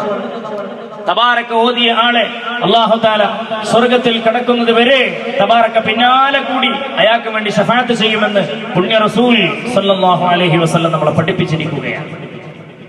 അപ്പൊ തബാറക സൂറത്ത് നമ്മൾ പതിവാക്കണം. അതിൽ പറയുന്നുണ്ടല്ലോ, അവലം യറൗ ഇല الطير فوقهم صافات ويقبضن ما يمسكهن إلا الرحمن إنه بكل شيء بصير. അതൊരു പക്ഷിയുടെ പറക്കലിനെ കുറിച്ച് തന്നെയാണ്. എയർ ഏഷ്യ വിമാനത്തിന്റെ അവശിഷ്ടങ്ങൾ ഇന്ന് ബ്ലാക്ക് ബോക്സ് കിട്ടി. കിസിലൊക്കെ ചോദിക്കും, what is the colour of the black box? Black ബോക്സിന്റെ കളർ ഓറഞ്ച് ആണ്. പക്ഷെ ബ്ലാക്ക് ബോക്സ് എന്ന് പറഞ്ഞാൽ വിമാനം ഓടിക്കൊണ്ടിരിക്കുന്ന വിമാനത്തിന്റെ സകലമാന രഹസ്യങ്ങളും അതിന്റെ സിഗ്നൽ കാര്യങ്ങൾ എന്തായി എവിടെ എന്താണ് ഇതിനെപ്പറ്റി അതിന്റെ ആ വിമാനം തകരുന്നത് വരെ ഉള്ള അവസാന നിമിഷം വരെയുള്ള കംപ്ലീറ്റ് റിപ്പോർട്ടുകൾ അതിനകത്ത് സൂക്ഷിച്ചു വെച്ചിരിക്കുന്ന സംവിധാനത്തിനെയാണ് ബ്ലാക്ക് ബോക്സ് എന്ന് പറയുന്നത്. എയർ ഏഷ്യ ഇന്തോനേഷ്യ ജക്കാർത്തയിൽ നിന്ന് പറന്നുപോയ നിങ്ങൾ ആലോചിച്ചു, ഈ ലോകത്തിന്റെ അഖ്താർ അല്ലാഹു തആല പറഞ്ഞില്ലേ, ഈ പ്രപഞ്ചത്തിന് അഖ്താറിനെ കുറിച്ച്. ഈ പ്രപഞ്ചത്തിന് പരിധിയുണ്ടോ? ഉണ്ട്, ഉണ്ട്, തീർച്ചയായും. ആയത്തിന്റെ തുടക്കത്തിലെ നിങ്ങൾക്ക് ആകാശത്തിന്റെ ലോകങ്ങളുടെ ആ ബൗണ്ടറി വിട്ടുകിടക്കാൻ കഴിയുമെങ്കിൽ കിടക്കടോ, കിടക്കിങ്ങള്. ആധുനിക ശാസ്ത്രം ഒന്നാം ആകാശം വരെ കണ്ടെത്തിയിട്ടില്ല. ചില ആൾക്കാർ പിന്നെ ആനോസ്ഫിയർ, മെഡോസ്ഫിയർ, എക്സോസ്ഫിയർ എന്നൊക്കെ പറഞ്ഞുകൊണ്ട് ഈ സ്ഫിയറിനെ കുറിച്ച് 7 ആകാശം, അത് സ്ഫിയറാണ്, 7 ആകാശമല്ല. അന്തരീക്ഷ ലോകങ്ങളെ കുറിച്ചാണ്, അന്തരീക്ഷത്തിന്റെ ഘട്ടങ്ങളെ കുറിച്ചാണ് പരിചയപ്പെടുത്തപ്പെട്ടത്. ഒരിക്കലും ഒന്നാം ആകാശം പോലും ആധുനിക ശാസ്ത്രത്തിന് കണ്ടെത്താനായിട്ടില്ല. ഒന്നാം ആകാശം കണ്ടെത്താനായിട്ടില്ല. എന്നിട്ടല്ലേ ബാക്കി 6, 7 എന്ന് പറയുന്നത്? ഒന്നാം ആകാശം കണ്ടെത്താനായിട്ടില്ല. അത് ഞാൻ വെറുതെ പറയില്ല. അല്ലാഹു സുബ്ഹാനഹു വ തആല അവന്റെ പരിശുദ്ധ ഖുർആനിൽ ഒന്നാം ആകാശത്തെ കുറിച്ച് വളരെ വ്യക്തമായിട്ട് വ്യാഖ്യാനിക്കുന്നുണ്ട്. എന്താണ് ഒന്നാം ആകാശത്തുള്ളത് എന്ന് അല്ലാഹു സുബ്ഹാനഹു വ തആല പറഞ്ഞ കാര്യമല്ലേ പരിശുദ്ധ ഖുർആനിൽ? وزينا السماء الدنيا بمصابيح وجعلناها رجوما للشياطين واعتدنا لهم عذاب السعير. സുബ്ഹാനല്ലാഹ്, ഒന്നാം ആകാശത്തെ അല്ലാഹു തആല അലങ്കൃതമാക്കിയിരിക്കുന്നത് ദി ഫസ്റ്റ് സ്കൈ, ഒന്നാം ആകാശം. ഇതൊക്കെ ഭേദിച്ചുകൊണ്ടല്ലേ സറൈത മിൻ ഹറമിൻ ലൈലൻ ഇലാ ഹറമി കമാ സറൽ ബദ്റു ഫീ താജിൻ മിനൽ ഉലമി മൗലായ സ്വല്ലി വസല്ലിം ദായിമൻ അബദാ على حبيبك خير الخلق كلهم وبت ترقى إلى أن نلت منزلة من قاب قوسين لم تدرك ولم ترمي مولاي صل وسلم دائما أبدا على حبيبك خير الخلق كلهم. നബി തങ്ങൾ പോയത് അതും ആകാശലോകത്തല്ല, ആകാശലോകം അതിന്റെ അപ്പുറത്തുള്ളൂ. അതും എപ്പോ? ലൈലൻ, അസ്ര യുസ്രി എന്ന് പറഞ്ഞാൽ തന്നെ രാത്രി യാത്ര ചെയ്തു. പിന്നെ ലൈലൻ എന്ന് പറഞ്ഞത് അല്പനിമിഷം, കുറഞ്ഞ നേരം എന്നാണ്. അതെന്തിനു വേണ്ടിയത്? അതാ യാത്രക്ക് വേണ്ടി വന്ന സമയമൊന്നുമല്ല. അത് കുറച്ച് കാഴ്ചകളൊക്കെ കാണാണ്ട് അതിനു വേണ്ടി പടച്ചോനൊന്ന് ഒന്നൊന്ന് ബ്രേക്ക് ഇട്ടതാണെന്നാണ് മഹാന്മാർ വ്യാഖ്യാനിക്കുന്നത്. അതൊരിക്കലും അള്ളാഹ്ക്ക് അതിനും ടൈമിന്റെ ആവശ്യമില്ലല്ലോ. സയ്യിദുനാ ജിബ്രീൽ അലൈഹിസ്സലാം പിന്നെ ബുറാക്കിനെ കൊണ്ടുവന്നതിനെ പറ്റി ചില ആൾക്കാർ പറയാറുണ്ട്. ബുറാഖ് എന്ന് പറഞ്ഞാൽ അൽ ബുറാഖു മുസ്തഖും മിനൽ ബർഖി, അത് ഭയങ്കര സ്പീഡാണ്, അത് മിന്നലിനേക്കാൾ സ്പീഡുള്ള വാഹനമാണ്. അതിനേക്കാൾ അപ്പുറം വലിയൊരു ആത്മീക ചിന്ത അവിടെ ഉണ്ട്. ഹബീബിനെ കുറിച്ച് മനസ്സിലാക്കുമ്പോൾ സല്ലല്ലാഹു വസല്ലം അലൈഹി യാ റസൂലല്ലാഹ്, ഈ ഹബീബ് പ്രകാശത്തിന്റെ പ്രോജ്വല പ്രഭയാണ് അല്ലേ? ഞാൻ ഹബീബിന്റെ പ്രകാശം കണ്ടിട്ടാണ് താഴെ വീണ സൂചി പോലും എടുത്തിരുന്നത് എന്ന് ആയിഷത്തു തുഹ്റ റളിയല്ലാഹു തആല അൻഹ നമ്മളോട് പഠിപ്പിച്ചവരല്ലേ? വല്ല വീട്ടിലും അങ്ങ് താമസിച്ചാൽ അവിടം വിളക്ക് വേണ്ട നബിയേ, ഇന്ന ബൈതൻ തസാകിനുഹു ലൈസ മുഹ്താജൻ ഇലാ സുറുജി വസിറാജൻ മുനീറാ അന നൂറും മിൻ നൂരില്ലാഹ് വൽ മുഅ്മിനൂന റശഹാത്തും മിൻ നൂരി വഫി റിവായത്തിൻ അൽ മുഅ്മിനൂന മിൻ ഫൈളി നൂരി. ഹബീബ് പ്രകാശത്തിന്റെ പ്രോജ്വല പ്രഭയല്ലേ? സയ്യിദുനാ ജിബ്രീൽ അലൈഹിസ്സലാമോ മലക്കാണ്, മലക്കിങ്ങൾ നൂറിൽ നിന്ന് പടക്കപ്പെട്ടവരാ. ശൈത്താന്മാര് നാറാണെങ്കിൽ മലക്കിങ്ങൾ നൂറല്ലേ? രണ്ടുപേരും നൂറാണെങ്കിൽ നൂറിന്റെ പ്രകാശം എന്ന് സഞ്ചരിക്കുന്ന വേഗത മോഡേൺ ഫിസിക്സിന്റെ തിയറി അനുസരിച്ച് പറഞ്ഞാൽ, എന്റെ പ്രിയപ്പെട്ട വിദ്യാർത്ഥിനികളെ, 3 ലക്ഷം കിലോമീറ്റർ പെർ സെക്കൻഡ് അല്ലേ? സെക്കൻഡിൽ 3 ലക്ഷം കിലോമീറ്റർ അല്ലേ? മസ്ജിദുൽ ഹറമെന്ന് ഫലസ്തീനിലെ ബൈത്തുൽ മുഖദ്ദസ്ക പോകാണ്. രണ്ടാളും പറഞ്ഞാണ്ട് പോയി കഴിഞ്ഞാൽ ഒരൊറ്റടിക്കാണ്ട് എത്തിപ്പോയില്ലേ? പിന്നെ ഇടയിൽ കാണാനുള്ള എക്സിബിഷനൊക്കെ എപ്പോഴാണ് കാണാ? അപ്പൊ ബുറാക്കിനെ കൊണ്ടുവന്നത് സ്പീഡ് ഡൗൺ ചെയ്ത് ബ്രേക്ക് ചെയ്താണ് വർഷം. ബുറാക്ക് വന്നപ്പോ സ്പീഡ് ഒന്ന് കുറഞ്ഞതാണ്, ബുറാക്ക് എന്ന സ്പീഡ് കൂടിയിട്ടില്ല. സ്പീഡ് കൂടണമെങ്കിൽ രണ്ടാളും പ്രകാശം അല്ലാണ്ട് പോയ പോരെ പെരുമ്പോക്ക്. പക്ഷെ സ്പീഡൊന്ന് ചവിട്ടാം. അതുകൊണ്ടാണല്ലോ ഇടയ്ക്കിടയ്ക്ക് ഹദീസ് കാണാം, ഞാനും ജിബ്രീലും ഇങ്ങനെ പോവുകയാണ്. അങ്ങനെ ഞങ്ങൾ പോയി മദീനയുടെ പരിസരമെത്തി. അന്നത്തെ യസ്രിബിന്റെ പരിസരമെത്തിയപ്പോൾ സയ്യിദുന ജിബ്രീൽ അലൈഹി സ്വലാത്തു വസ്സലാം പറഞ്ഞു, ഇവിടെ നമുക്ക് വണ്ടി നിർത്താം, ബുറാഖിനെ നമുക്കൊന്ന് കടിഞ്ഞാനിടാം, എന്നിട്ട് നിങ്ങൾ 2 റക്അത്ത് നിസ്കരിക്കൂ. എന്തിനാ ബുറാഖ്? ആ ബുറാഖില്ലെങ്കിൽ രണ്ടാളും പിന്നെ പോലും ഒരു പോക്ക്. സ്പീഡ് കുറക്കാനാ ബുറാഖ്.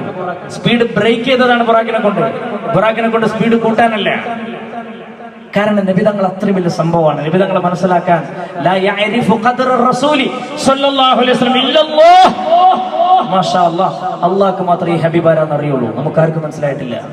സുബ്ഹാനല്ലാഹ്, മാഷാ അല്ലാഹ്, ഇതൊരു സംഭവമല്ലേ. ലൈലൻ എന്ന് പറഞ്ഞ എന്തിനാ? കുറഞ്ഞ സമയം. അള്ളാഹ്ക്ക് അതിന്റെ ആവശ്യമില്ലല്ലോ. അള്ളാഹ് വിചാരിച്ചാൽ അതിന്റെ ആവശ്യമുണ്ട്. കുന്ന് പറഞ്ഞാൽ ഒറ്റടിക്കുന്ന പോലെ ഇതൊക്കെ പട്ടം നിൽക്കിയ പോരെ, അതിന്റെ ആവശ്യമില്ല. ആ ഇറാദത്ത് എന്ന് പറയുന്നത് അതിന്റെ ബന്ധിച്ച പോരെ. എന്നിട്ട് പിന്നെ എന്തിനെ അസ്റാബി അബ്ദിഹി ലൈലൻ എന്ന് പറഞ്ഞു? ഈ കാഴ്ചകളൊക്കെ കാണാനുള്ള ഒരവസരം ഒരുക്കുകയാണ് പടച്ച റബ്ബുൽ ഇസ്സത്ത്. അതുകൊണ്ടാണ് സ്പീഡ് ഡൗൺ ചെയ്യാൻ ബുറാഖിനെയും കൊണ്ടുവന്നത്. ഞാൻ വിഷയം മാറുകയല്ല. എയറേഷ്യ വിമാനത്തെ കുറിച്ച് പറയാൻ കാരണം ഈ 2 ആയത്തുകൾ നമ്മൾ ആദ്യം ശ്രദ്ധിക്കുന്നു. സൂറത്തുൽ മുൽക്കിലുള്ള ആയത്ത്. അവലം യറൗ ഇലത്തൊയ്രി ഫൗഖഹും സാഫാത്തിൻ വയഖബിൻ മാ യുംസികുഹുന്ന ഇല്ലർ റഹ്മാൻ ഇന്നഹു ബികുല്ലി ഷൈഇൻ ബസീർ. അവലം യറൗ ഇലത്തൊയ്ർ ഫൗഖഹും സാഫാത്തിൻ വയഖബിൻ. ആകാശങ്ങളിലേക്ക് നോക്കിക്കഴിഞ്ഞാൽ വട്ടമിട്ട് പറക്കുന്ന പക്ഷികളെ അവർക്ക് കാണാൻ സാധിക്കുന്നില്ലേ? ചിറകൾ കൂട്ടിപ്പിടിച്ച് പറക്കുന്ന പക്ഷികളെയും കാണാൻ കഴിയുന്നില്ലേ? അവയെല്ലാം ആകാശത്തിൽ അങ്ങനെ വട്ടമിട്ട് പറക്കുന്നത്. മായുംസികുഹുന്ന, അവയെ പിടിച്ചു നിർത്തുന്ന ഒരു ശക്തിയും ഇല്ല. ഇല്ലർ റഹ്മാൻ, റഹ്മാനായ റബ്ബിന്റെ ഒരൊറ്റ കാരുണ്യം കൊണ്ടല്ലാതെ ആ പക്ഷികൾ അങ്ങനെ പറക്കുന്നില്ലെന്ന് പരിശുദ്ധ ഖുർആനിൽ തബാറക സൂറത്തിൽ അല്ലാഹ് പഠിപ്പിച്ചതാ. ഇനി നോക്കാം വേറെ ഒരായത്ത്. അവലം യറൗ ഇലത്തൊയ്ർ മുസഖറാത്തിൻ ഫീ ജൗവിസ് സമാഇ മാ യുംസികുഹുന്ന ഇല്ലല്ലാഹ് ഇന്ന ഫീ ദാലിക ലആയാതിൻ ലിഖൗമിൻ യുഅ്മിനൂൻ. നമുക്ക് തോന്നുക ഇത് ഫ്ലൈറ്റിനെ കുറിച്ചാണ്. എന്തുകൊണ്ട്? നേരത്തെ പറഞ്ഞത് അവലം യറൗ ഇലത്തൊയ്രി ഫൗഖഹും സാഫാത്തിൻ വയഖബിൻ, ചിറകിങ്ങനെ ഇട്ടടിച്ച് പറക്കുന്നാ പറഞ്ഞത് അല്ലേ? അത് പക്ഷിയാ. അപ്പൊ ഇത്രയും ഹൈ ടെക്നോളജി ഉള്ള കാലത്ത് അതൊക്കെ ഖുർആനിൽ ഇല്ലാതിരുന്നാൽ മോശമല്ലേ? ഖുർആനിൽ എന്താ ഇല്ലാത്തത്? മാ ഫറത്നാ ഫിൽ കിതാബി മിൻ ഷൈഇൻ, V omit nothing from this Quran. ഈ ഖുർആനിൽ നമ്മൾ ഒന്നും ഒഴിവാക്കിയിട്ടില്ല. വലൗ കാന മിൻ ഇൻദി ഗൈരില്ലാഹ്, had it been from other than God, they would surely have found therein much discrepancies. لوجدوا فيه اختلافا كثيرا. Subhanallah. Allah Ta'ala പറയുന്നു, നോക്കൂ, ولو كان من عند غير الله لوجدوا فيه اختلافا كثيرا. ഇത് റബ്ബിന്റെ അടുക്കുന്ന റിവീലാണ്. ഇത് റബ്ബിന്റെ റിവീലേഷനാണ്. ഇത് റബ്ബിന്റെ അവതീർണമാണ്. അതാണ് പരിശുദ്ധ ഖുർആൻ. ആ പരിശുദ്ധ ഖുർആനിൽ ഇത് ഖിയാമത്ത് നാളെ വരെ വരാനിരിക്കുന്ന ആളുകൾക്കുള്ള യൂസേഴ്സ് മാനുവലാണ്. ഇത് കാലത്തിനനുസൃതമായിട്ട് വ്യാഖ്യാനം വരുന്ന വേദഗ്രന്ഥം. ഇതിന് ടെക്സ്റ്റുകൾക്ക് മാറ്റം വരുമല്ലോ. അന്ന് അറേബ്യയിലുള്ള ആളുകൾ ഓതിയ അതേ വേദഗ്രന്ഥം നമ്മൾ ഇന്ന് ഓതുന്നു. ഇനി നമുക്ക് ശേഷമുള്ളവരും അത് തന്നെ ഓതുന്നു, ഒരു മാറ്റമില്ലാതെ. അതല്ലേ ഖുർആന്റെ അത്ഭുതം. അർത്ഥങ്ങൾക്കാണെങ്കിൽ വ്യത്യാസവും. എല്ലാം പറഞ്ഞത് ചില കാര്യങ്ങൾ ഇവിടെ നോക്കൂ നിങ്ങൾ. ഇപ്പൊ നമുക്കിത് ഫ്ലൈറ്റ് ആണ്, ഫ്ലൈറ്റ് ടെക്നോളജിയാണ്, ഇത് എയറോനോട്ടിക് ശാസ്ത്രത്തെ കുറിച്ചാണ് എന്ന് എന്തുകൊണ്ടും ഈ ആയത്ത് പറയാൻ പറ്റും. എന്തുകൊണ്ടെന്നോ, മുസഖറാത്തിൻ എന്ന പദപ്രയോഗമാണ് അവിടെ നടത്തിയത്. മുസഖറാത്ത്. അവലം യറൗ ഇലത്തൊയ്രി മുസഖറാത്തിൻ ഫീ ജൗവിസ് സമാഇ. ആദ്യം പറഞ്ഞ ആയത്തിലോ അവലം യറൗ ഇലത്തൊയ്രി ഫൗഖഹും സാഫാത്ത് എന്ന് പറഞ്ഞു. പക്ഷികൾ പറക്കുന്നതിന് പരിധിയുണ്ട്. പക്ഷികൾ പറക്കുന്നതിന് പരിധിയുണ്ട്. അവര് ഈ ജൗവിന്റെ മേലോട്ട് പോവില്ല. പക്ഷികൾ പറക്കുന്ന പ്രത്യേക പരിധിയുണ്ട്. ആകാശം നമ്മൾ ഈ കാണുന്ന ആകാശം മേഘത്തിന്റെ ഉള്ളിൽ കൂടെയാണ് വിമാനം. അതായത് എയർ ട്രാഫിക് കൺട്രോളിംഗ് എന്ന് പറയുന്ന ബിടെക് കഴിഞ്ഞവർക്കൊക്കെ വേണമെങ്കിൽ അതിലേക്ക് ചേരാൻ പറ്റും. എയർ ട്രാഫിക് കൺട്രോൾ, നമ്മൾ വിമാനത്തിന്റെ ട്രാഫിക് കൺട്രോൾ ചെയ്യുന്ന ജോലിക്കാണ് ATC എന്ന് പറയാം. ATC എന്ന് വെച്ചാൽ എയർ ട്രാഫിക് കൺട്രോളിംഗ്. ഞാൻ അതിന്റെ ഒരു ഓഫീസറുമായിട്ട് സംസാരിച്ചിരുന്നു. അപ്പൊ അദ്ദേഹത്തിന്റെ കാര്യങ്ങൾ പറഞ്ഞു. ഞാൻ ട്രെയിനിൽ ഒരു എറണാകുളത്തേക്ക് പ്രോഗ്രാമിന് പോകുന്ന വഴി മധ്യേ എന്റെ കൂടെ ഇരുന്ന ഒരു കക്ഷിയായിരുന്നു. അദ്ദേഹത്തിന് അവരിങ്ങനെ ATC ഞാൻ ചോദിച്ചു, ATC എന്ന് പറഞ്ഞാൽ എയർ ട്രാഫിക് കൺട്രോളിംഗ് എന്നാണ് ഞങ്ങളെ ജോലി. വിമാനം മേലോട്ട് പൈലറ്റ് വിമാനം പറത്തി കഴിഞ്ഞാല് പിന്നെ ഞങ്ങളാണ് വിമാനം കൺട്രോൾ ചെയ്യുന്നത്, പൈലറ്റ് അല്ല എന്ന്. ഞങ്ങൾക്ക് കമ്പ്യൂട്ടറിൽ ഇരുന്നുകൊണ്ട് ഒരു പോയിന്റ് ഇങ്ങനെ കാണാൻ പറ്റും, വിമാനം എടുക്കാൻ പോണത്, പിന്നെ ഇങ്ങനെ പുള്ളിയെ കാണാൻ പറ്റുള്ളൂ. അപ്പൊ ഞങ്ങള് പൈലറ്റായിട്ട് സംസാരിച്ചുകൊണ്ടിരിക്കും. ഞങ്ങളുടെ ഡ്യൂട്ടി ഭയങ്കര ഡ്യൂട്ടിയാണ്. അതായത് വിമാനം ഇവിടുന്ന് പൊന്തി കഴിഞ്ഞാൽ പൈലറ്റായിട്ട് സംസാരം വരും. പൈലറ്റിന്റെ ഭാഷ ഇവർക്ക് മനസ്സിലാവണം, ഇംഗ്ലീഷിൽ അല്ലെങ്കിൽ ട്രാൻസ്ലേഷൻ വരും. അപ്പൊ ഇതിങ്ങനെ വെച്ച് അവരിങ്ങനെ കാണാൻ ആ വിമാനം എവിടെ എത്തി. അപ്പൊ പൈലറ്റ് ചോദിക്കും, പ്ലീസ് എനിക്കൊരു 36,000 എയർ ഏഷ്യ വിമാനത്തെ കുറിച്ച് നിങ്ങൾ കണ്ടു. പൈലറ്റ് പറക്കുമ്പോ തന്നെ ചോദിക്കും. ഇപ്പൊ സൗദി എയർലൈൻസ് ടൈം തെറ്റിക്കാറില്ല. അതുപോലെ തന്നെ എമിറേറ്റ്സ് അതും മിക്കവാറും കൃത്യമാണ്. നമ്മൾ എയർ ഇന്ത്യന്റെ കഥ നമുക്കറിയാം. ഈ സാധനം കണ്ട് പൊന്തി കഴിഞ്ഞാൽ ഉടനെ ഇവർ ATC ആയിട്ട് ബന്ധപ്പെടും. ATC ആയിട്ട് ബന്ധപ്പെട്ടിട്ട് എന്താ ചോദിക്കുക, പ്ലീസ് എനിക്ക് 36,000 മുകളിൽ തരുമെന്ന് ചോദിക്കും. 36,000 അടിയാണ് ഫ്ലൈറ്റ്. അടിയിൽ നിന്ന് മേലോട്ട് 36,000 36,000 ഫീറ്റാണ്. 36,000 അടിയിലാണ് സാധാരണഗതിയിൽ ഫ്ലൈറ്റ് പറക്കുക. 36,000 അതൊരിക്കലും ഒരു എന്ത് പറക്കൂല, ഒരു പക്ഷി പറക്കൂല. ആയത്ത് നോക്കൂ നിങ്ങൾ. أولم يروا إلى الطير مسخرات في جو السماء ആകാശത്തിന്റെ ജവ്വിൽ അന്തരീക്ഷത്തിൽ കൺട്രോൾ ചെയ്യും ATC എയർ ട്രാഫിക് കൺട്രോൾ ചെയ്യപ്പെട്ട നിലയിൽ പറക്കുന്ന ഫ്ലൈറ്റുകളെ അവർ കാണുന്നില്ലേ? ഞാൻ അങ്ങനെ അർത്ഥം വെച്ച് നിങ്ങൾക്ക് ഒരു പേടി പേടിക്കണ്ട. ഇനി ഇതിന്റെ അപ്പുറം കാരണം ഖുർആനില് പേടി എന്താന്ന് വെച്ച് കഴിഞ്ഞാല് 5 വക്തിലെന്ന് പറഞ്ഞാൽ 6 ആക്കാന്നാ മതി. അതുപോലെ തന്നെ നോമ്പുണ്ടെന്ന് പറഞ്ഞാൽ ഇല്ല എന്ന് പറയുന്നത്, അതൊക്കെ അതിന്റെ കൃത്യത്തിൽ പോയിക്കോട്ടെ. ഇസ്ലാം കാര്യം അങ്ങനെ ഇങ്ങനെയുള്ള കാര്യങ്ങൾ ചിന്തിക്കണം. അതല്ലേ അപ്പോഴല്ലേ പരിശുദ്ധ ഖുർആൻ കാലത്തോട് സംവദിക്കുള്ളൂ. നൂറ്റാണ്ട് എത്ര തന്നെ മാറിയാലും ഈ ഖുർആൻ മാറ്റല്ലല്ലോ. ഇനി ഡിജിറ്റൽ ടെക്നോളജിയിലേക്ക് കിടക്കാണ്. സമയം 1 മണിക്കൂറേ ഉള്ളൂ. ഡിജിറ്റൽ ടെക്നോളജിയിലേക്ക് കിടക്കാണ്. ഇതൊന്ന് പറഞ്ഞു കഴിയട്ടെ ഇൻഷാ അല്ലാഹ്. എന്റെ പ്രിയപ്പെട്ട സഹോദരന്മാരെ, നമുക്ക് നോക്കാം. അപ്പോ ഇത് കറക്റ്റ് ഫ്ലൈറ്റ് ടെക്നോളജി ആണെന്നാണ് നമുക്ക് മനസ്സിലാക്കാൻ സാധിക്കും. വിമാനത്തിൽ കയറും. അതുപോലെ തന്നെ യാത്രയ്ക്ക് വേണ്ടി പുറപ്പെടുമ്പോൾ റസൂലുള്ളാഹ് നമ്മോട് ചൊല്ലാൻ വേണ്ടി പറഞ്ഞ ഒരു ദിക്റുണ്ട്. ഖുർആനിൽ ആയത്താണ് ഇത്. സുബ്ഹാനല്ലദി സഖറ ലനാ ഹാദാ.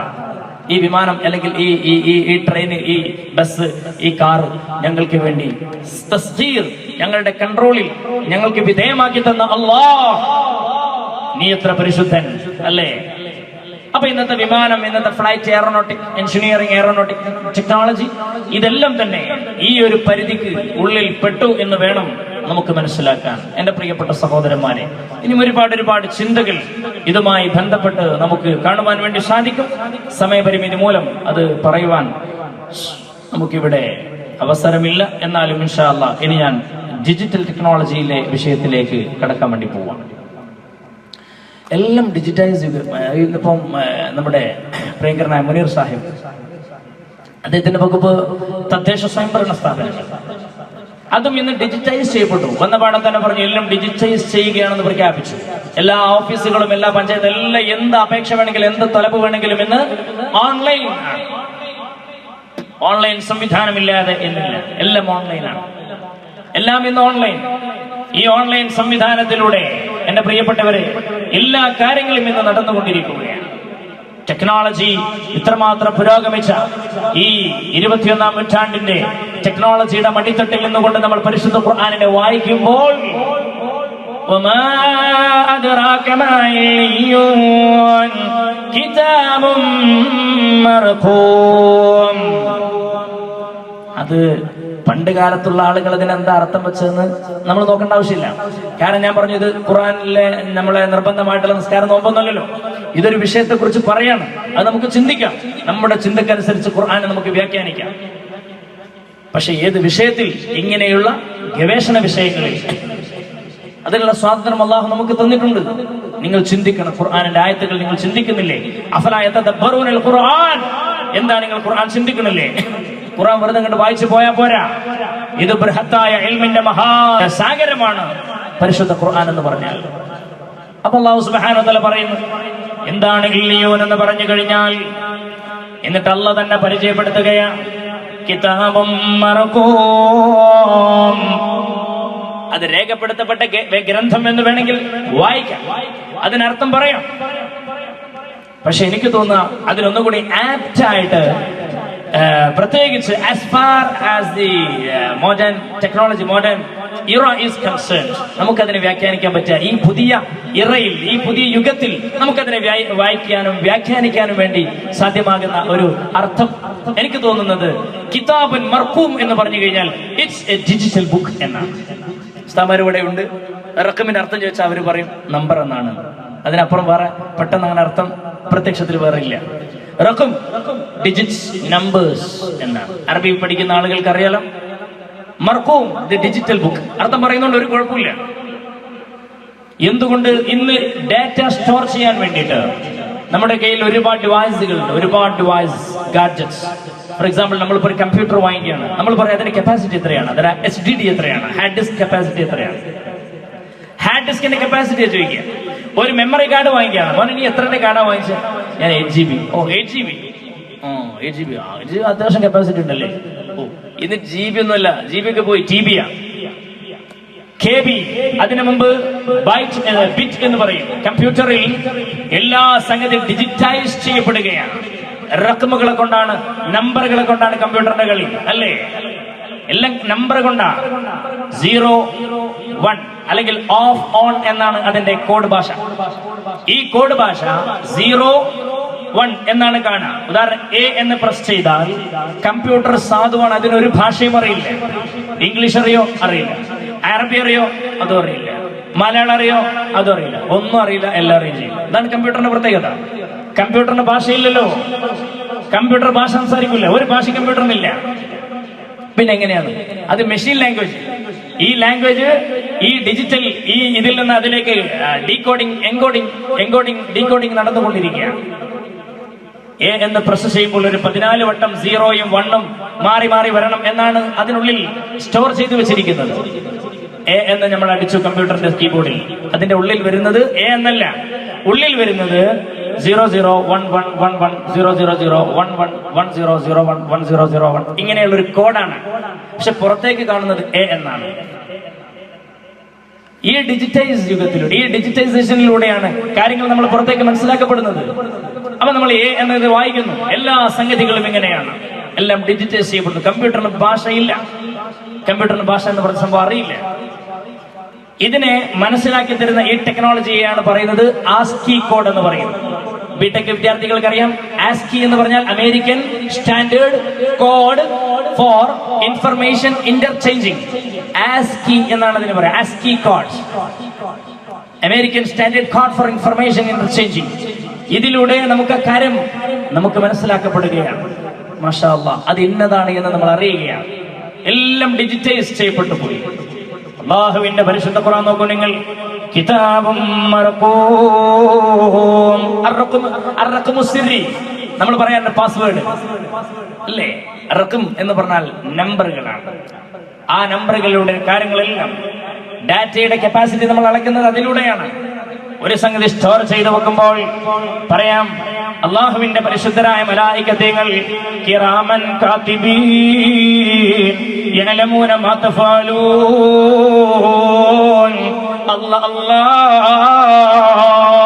മനുഷ്യൻ ചെയ്തു കൂട്ടുന്ന നന്മതിന്മകള് രേഖപ്പെടുത്താനായിട്ട് റബ്ബ് സുബ്ഹാനഹു വ തആലയുടെ മലായികത്തുകൾ വലത് ഭാഗത്തും ഇടത് ഭാഗത്തും ഇരിക്കുകയാ. സുബ്ഹാനല്ലാഹ്, അവരെങ്ങനെയാണ് അത് രേഖപ്പെടുത്തുന്നത് എന്നൊക്കെ ചോദ്യം ചെയ്തുകൊണ്ട് ചില ആളുകൾ വെല്ലുവിളിക്കാറുണ്ട്. ഒരാൾ കക്ഷം കണ്ട് മുറിഞ്ഞുപോയി, അയാൾ ഈ ഭാഗത്ത് പറഞ്ഞു, അയാൾ മലക്ക് എവിടെ പോയിരിക്കുന്നു. അല്ലാഹു തആല പറഞ്ഞു വലത് വലത് ഭാഗത്തുണ്ട് എന്നല്ലേ. ما يلفظ من قول إلا لديه رقيب عتيد. ما يلفظ من قول إلا لديه رقيب عتيد. അതിൽ ഒരുപാട് ചിന്തകളുണ്ട്, എല്ലാം രേഖപ്പെടുത്തപ്പെടുന്നല്ലേ പറഞ്ഞേ. ഇനി വരാൻ പോണ കാലഘട്ടത്തിന്റെ സംഭവം എന്താ? ഒരു 2024 സംഭവിക്കാൻ വേണ്ടി പോണ കാര്യത്തെ കുറിച്ച് ആധുനിക ശാസ്ത്രം പറയുന്നത് എന്താ അറിയോ? ഭയങ്കര അത്ഭുതമാണ്, അത്ഭുതം. ഇന്നിപ്പോ നമ്മള് കമ്പ്യൂട്ടറിൽ നേരത്തെ പറഞ്ഞ മാതിരി അതിന്റെ ഒരു ചെറിയ യൂണിറ്റിനാണ് ബിറ്റ് എന്ന് പറയാ. അതായത് A എന്ന് പ്രസ് ചെയ്തപ്പോ 0 എന്ന് വന്നു, അല്ലെങ്കിൽ 1 എന്ന് വന്നു, അതിനാണ് ബിറ്റ് എന്ന് പറയാ. അത് 8 എണ്ണമായാൽ 0 1 1 1 1 0 0 0 8ആയി. 8 = 1 ബൈറ്റ്, ഒരു ബൈറ്റ് എന്ന് പറയും. ഇതിങ്ങനെ പോയി പോയി പോയി പോയി, അതാണ് കപ്പാസിറ്റി, കമ്പ്യൂട്ടറിന്റെ കപ്പാസിറ്റി നമ്മൾ പറയാൻ കാരണം. ഇതിങ്ങനെ വർദ്ധിച്ച് 1024 ബൈറ്റ് ആകുമ്പോൾ 1 KB എന്ന് പറയും, 1 കിലോ ബൈറ്റ്. 1024 KB വരുമ്പോൾ 1 MB, 1 മെഗാബൈറ്റ്. 1024 മെഗാബൈറ്റ് വരുമ്പോൾ 1 GB, 1 gigabyte. 1024 GB = 1 TB, terabyte. അത് കഴിഞ്ഞാൽ PB, പെറ്റാബൈറ്റ്. അത് കഴിഞ്ഞാൽ VB, വിറ്റാബൈറ്റ്. അത് കഴിഞ്ഞാൽ EB, എക്സാബൈറ്റ്. എന്റെ പ്രിയപ്പെട്ട സഹോദരന്മാരെ, നമ്മൾ ആലോചിച്ച് നോക്കുക.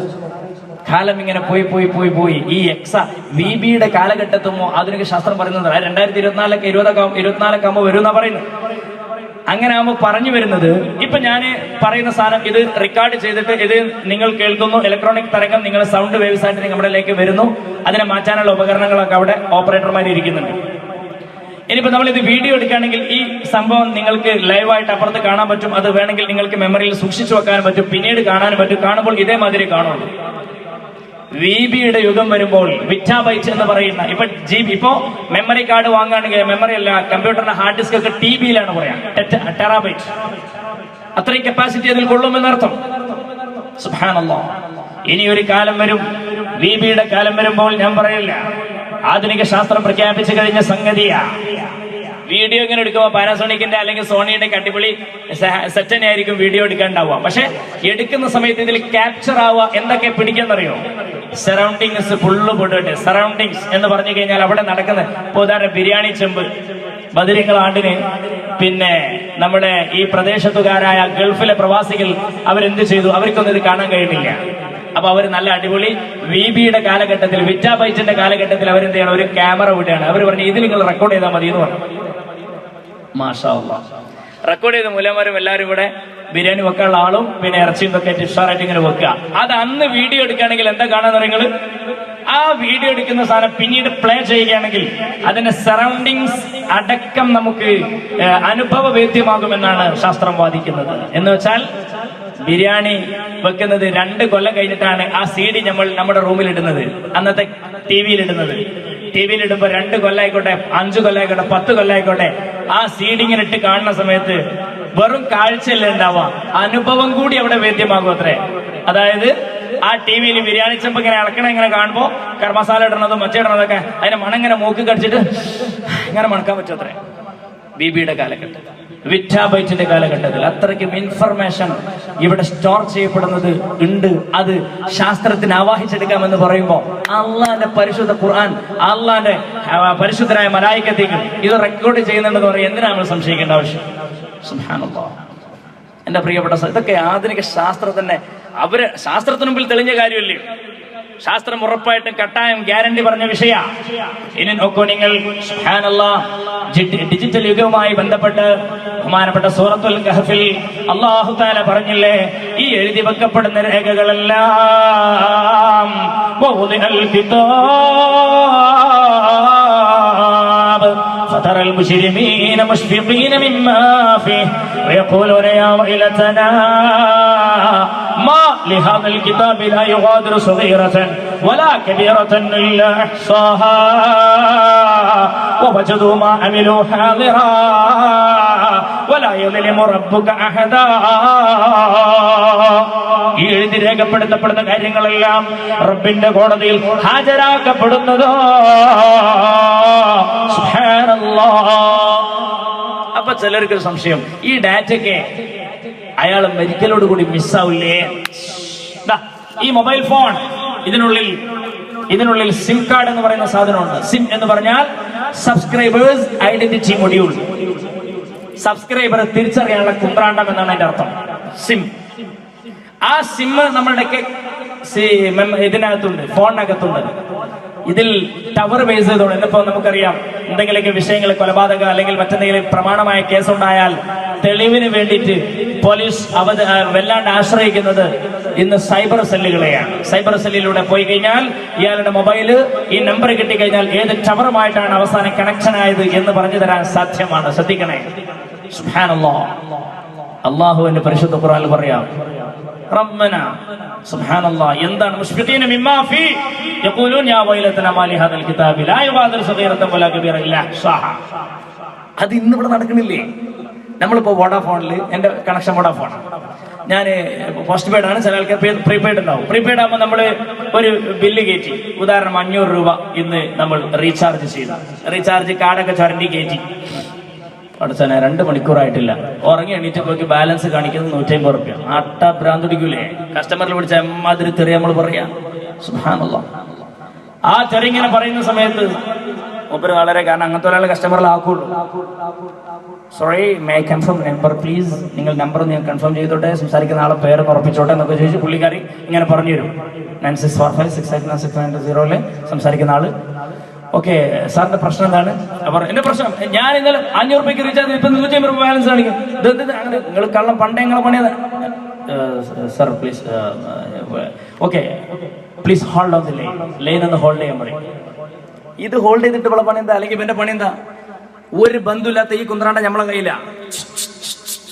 ഇതിന് പണ്ടുണ്ടായിരുന്ന ആൾക്കാട്ടിൽ വലിയൊരു സാധനം, ഇതിന് BTS എന്ന് പറയാം, ബേസ് ട്രാൻസിവർ സ്റ്റേഷൻ എന്ന് പറയും. ഈ സാധനം ഫോണിന്റെ ഉള്ളിൽ ഇൻബിൽട്ടാ. ഇതുമായിട്ട് കണക്ട് ചെയ്യുന്ന അടുത്ത സ്റ്റേഷനാണ് അല്ലേ, BSC. അതും ഈ BTS-ഉമായി കണക്റ്റഡ് ആണ്. ബേസ് സ്റ്റേഷൻ കൺട്രോൾ എന്നർത്ഥം, BSC. ആ ബേസ് സ്റ്റേഷൻ കൺട്രോളുമായിട്ട് ബന്ധപ്പെടും BTS. ബന്ധപ്പെടുന്ന ഇവരുമായിട്ടുള്ള അതാണ് പിന്നെ മുന്നോട്ട് പോകുന്നത്. അല്ലാണ്ട് ഈ ഫോണായിട്ട് ഒരു കണക്ഷനും ഇല്ല. ഉണ്ടോ? നമ്മളിത് കൈ പിടിക്കുന്നു, വയർലെസ്. എന്നിട്ടോ ഈ ഫോണിനെ കുറിച്ച് വിവരം പുള്ളിക്കാരി ഇങ്ങനെ നോക്കുകയാണ്. അവിടുത്തെ സെർവറിൽ, എറണാകുളത്തെയോ അല്ലെങ്കിൽ ബാംഗ്ലൂരിലെയോ സെർവറിൽ ഇങ്ങനെ ചെക്ക് ചെയ്യുകയാണ്. ഓക്കെ, ശരി, നിങ്ങൾ ഇന്നലെ റീചാർജ് ചെയ്ത്, സർ ഹോൾഡ് ചെയ്തതിന് നന്ദി, താങ്ക് യു ഫോർ ഹോൾഡിംഗ്. നിങ്ങൾ റീചാർജ് ചെയ്ത് 500 രൂപയാണ്. ഇന്നലെ രാത്രി 12:42 പുലർച്ചയ്ക്കാണ്, അർദ്ധരാത്രിയാണ് നിങ്ങൾ റീചാർജ് ചെയ്തത്. ശരി, അതിനുശേഷം നിങ്ങൾ ഒരു 150 രൂപയുടെ ഓഫർ നിങ്ങളിലേക്ക് കയറിയിട്ടുണ്ട്. എന്തോ ഓഫർ? അത് പിന്നെ നിങ്ങളെന്തോ സ്റ്റാർ നെക്കിയത്, എന്തോ ഒലക്കമല്ല. ഞാൻ സ്റ്റാർ ഒന്നും നെക്കിയിട്ടില്ല സാർ. അങ്ങനെയല്ല, പ്ലീസ്, നിങ്ങൾ സ്റ്റാർ നെക്കിയിട്ടുണ്ട്. ഇല്ലാതെ അവിടെ ആവില്ല, പിന്നെ ആ കച്ചറ തീരൂല. എന്തോ ആട്ടെ, എന്നാലും ഉള്ള കാര്യം പറഞ്ഞില്ലേ, നിങ്ങൾ സ്റ്റാർ നെക്കിയിട്ടുണ്ട്. പിന്നെ നിങ്ങളിലേക്ക് ഒരു കോളർ ടോൺ ആക്ടിവേറ്റ് ആയിട്ടുണ്ട്. അതിന് ഒരു മാസത്തിൽ ഒരു 30 രൂപ അങ്ങനെ പോകും. എന്ത് കോളർ ടോൺ? എന്റെ ഒരു സാർ നിങ്ങളിലേക്ക് ഒന്ന് വിളിച്ചു നോക്കി, വേറെ ഫോൺ അതിൽ സാധനം കയറിയിട്ടുണ്ട്. അതെങ്ങനെ കയറിയത്? അത് ഇതാരീ പറയുന്നത്? സുബ്ഹാനല്ലാഹ്. ഇത് എവിടുന്നായി കൺട്രോൾ ചെയ്യുന്നത്? എറണാകുളത്തെയോ അല്ലെങ്കിൽ ബാംഗ്ലൂരിലെയോ അവിടുത്തെ MSC എന്ന് പറയുന്നത് മാസ്റ്റർ സ്റ്റേഷൻ കൺട്രോളിൽ നിന്ന് ഈ വിവരങ്ങൾ നമുക്ക് നൽകുകയാണ്. നമ്മൾ എവിടെയാ ഉള്ളത്, നമ്മൾ ഉലകത്തിൽ എവിടെയായിക്കോട്ടെ, എന്നിട്ട് നമുക്കൊരു കണക്ഷൻ ഇല്ലാതെ നമ്മുടെ മാസ്റ്റർ സ്റ്റേഷൻ കൺട്രോളിൽ നിന്ന് നമുക്ക് വിവരം തരികയാണ്. ആ സമയത്ത് ഇനി നമുക്ക് ഇതിന്റെ ബില്ലിന് മൊത്തം ഡീറ്റെയിൽഡ് ബില്ല് എന്ന് പറയാം, ഡീറ്റെയിൽഡ് ബിൽ സമ്മറി. അത് മൊത്തമായിട്ട് നൽകണമെന്നുണ്ടെങ്കിൽ അവരോട് ആവശ്യപ്പെട്ട് അവർ തരും. സ്വന്തം ആൾ ആവശ്യപ്പെടാൻ, അല്ലെങ്കിൽ എന്തെങ്കിലും കേസിന് ആസ്പദമായിട്ടാണെങ്കിൽ പോലീസിന്റെ സഹായത്തോടെ ആവശ്യപ്പെട്ടാൽ, സൈബർ സെല്ലിന്റെ പരാതി ഉണ്ടെങ്കിൽ അവർ തരും. റിട്ടേൺ കോപ്പിയാ നൽകുക, പ്രിന്റ് എടുത്ത് കോപ്പി കൊണ്ട് നൽകും. ഇത്രയും മിസ് കോളേജിൽ നിന്ന് പോയിട്ടുണ്ട്, ഇത്രയും കോളേജിലേക്ക് വന്നിട്ടുണ്ട്, ഇത്രയും നമ്പറുകളിലേക്കുള്ള ഫോൺ ഇതിന്ന് പോയിട്ടുണ്ട്, ഇത്രയും ഇൻകമിംഗ് ഇവിടെ സ്വീകരിച്ചിട്ടുണ്ട്, സകലമാന റിപ്പോർട്ടും തരുന്ന സമയത്ത് സുബ്ഹാനല്ലാഹ്, മാ ലിഹാദൽ കിതാബ് ലാ യുഗാദിറു സഗീറതൻ വലാ കബീറതൻ ഇല്ലാ അഹ്സാഹാ. ഇതെന്തൊരു വോഡാഫോണാണ്, ഇതെന്തൊരു ഐഡിയ ആണ്, ഇതെന്തൊരു എയർടെൽ ആണ്, ഇതിലെല്ലാം കുത്തിക്കുറിച്ച് വെച്ചിട്ടുണ്ടല്ലോ, ഞാൻ ആ മിസ് വിട്ട് അടക്കത്തിലുണ്ടല്ലോ എന്ന് വോഡാഫോൺ കമ്പനിയുടെ മുഖത്ത് നോക്കി പറയും പോലെ പടച്ചറപ്പിന്റെ തിരുക്കോടതിയിൽ വെച്ചിട്ട് റബ്ബന റബ്ബന എന്താ പറയാ, മാ ലിഹാദൽ കിതാബ്, ഈ മലക്കുകൾ എഴുതി വെച്ച ഗ്രന്ഥത്തിൽ അല്ലാഹ് ലാ യുഗാദിറു സഗീറ വലാ കബീറ ഇല്ലാ അഹ്സാഹാ, എല്ലാം ഇതിൽ രേഖപ്പെടുത്തപ്പെട്ടിട്ടുണ്ടല്ലോ പടച്ചറപ്പേ.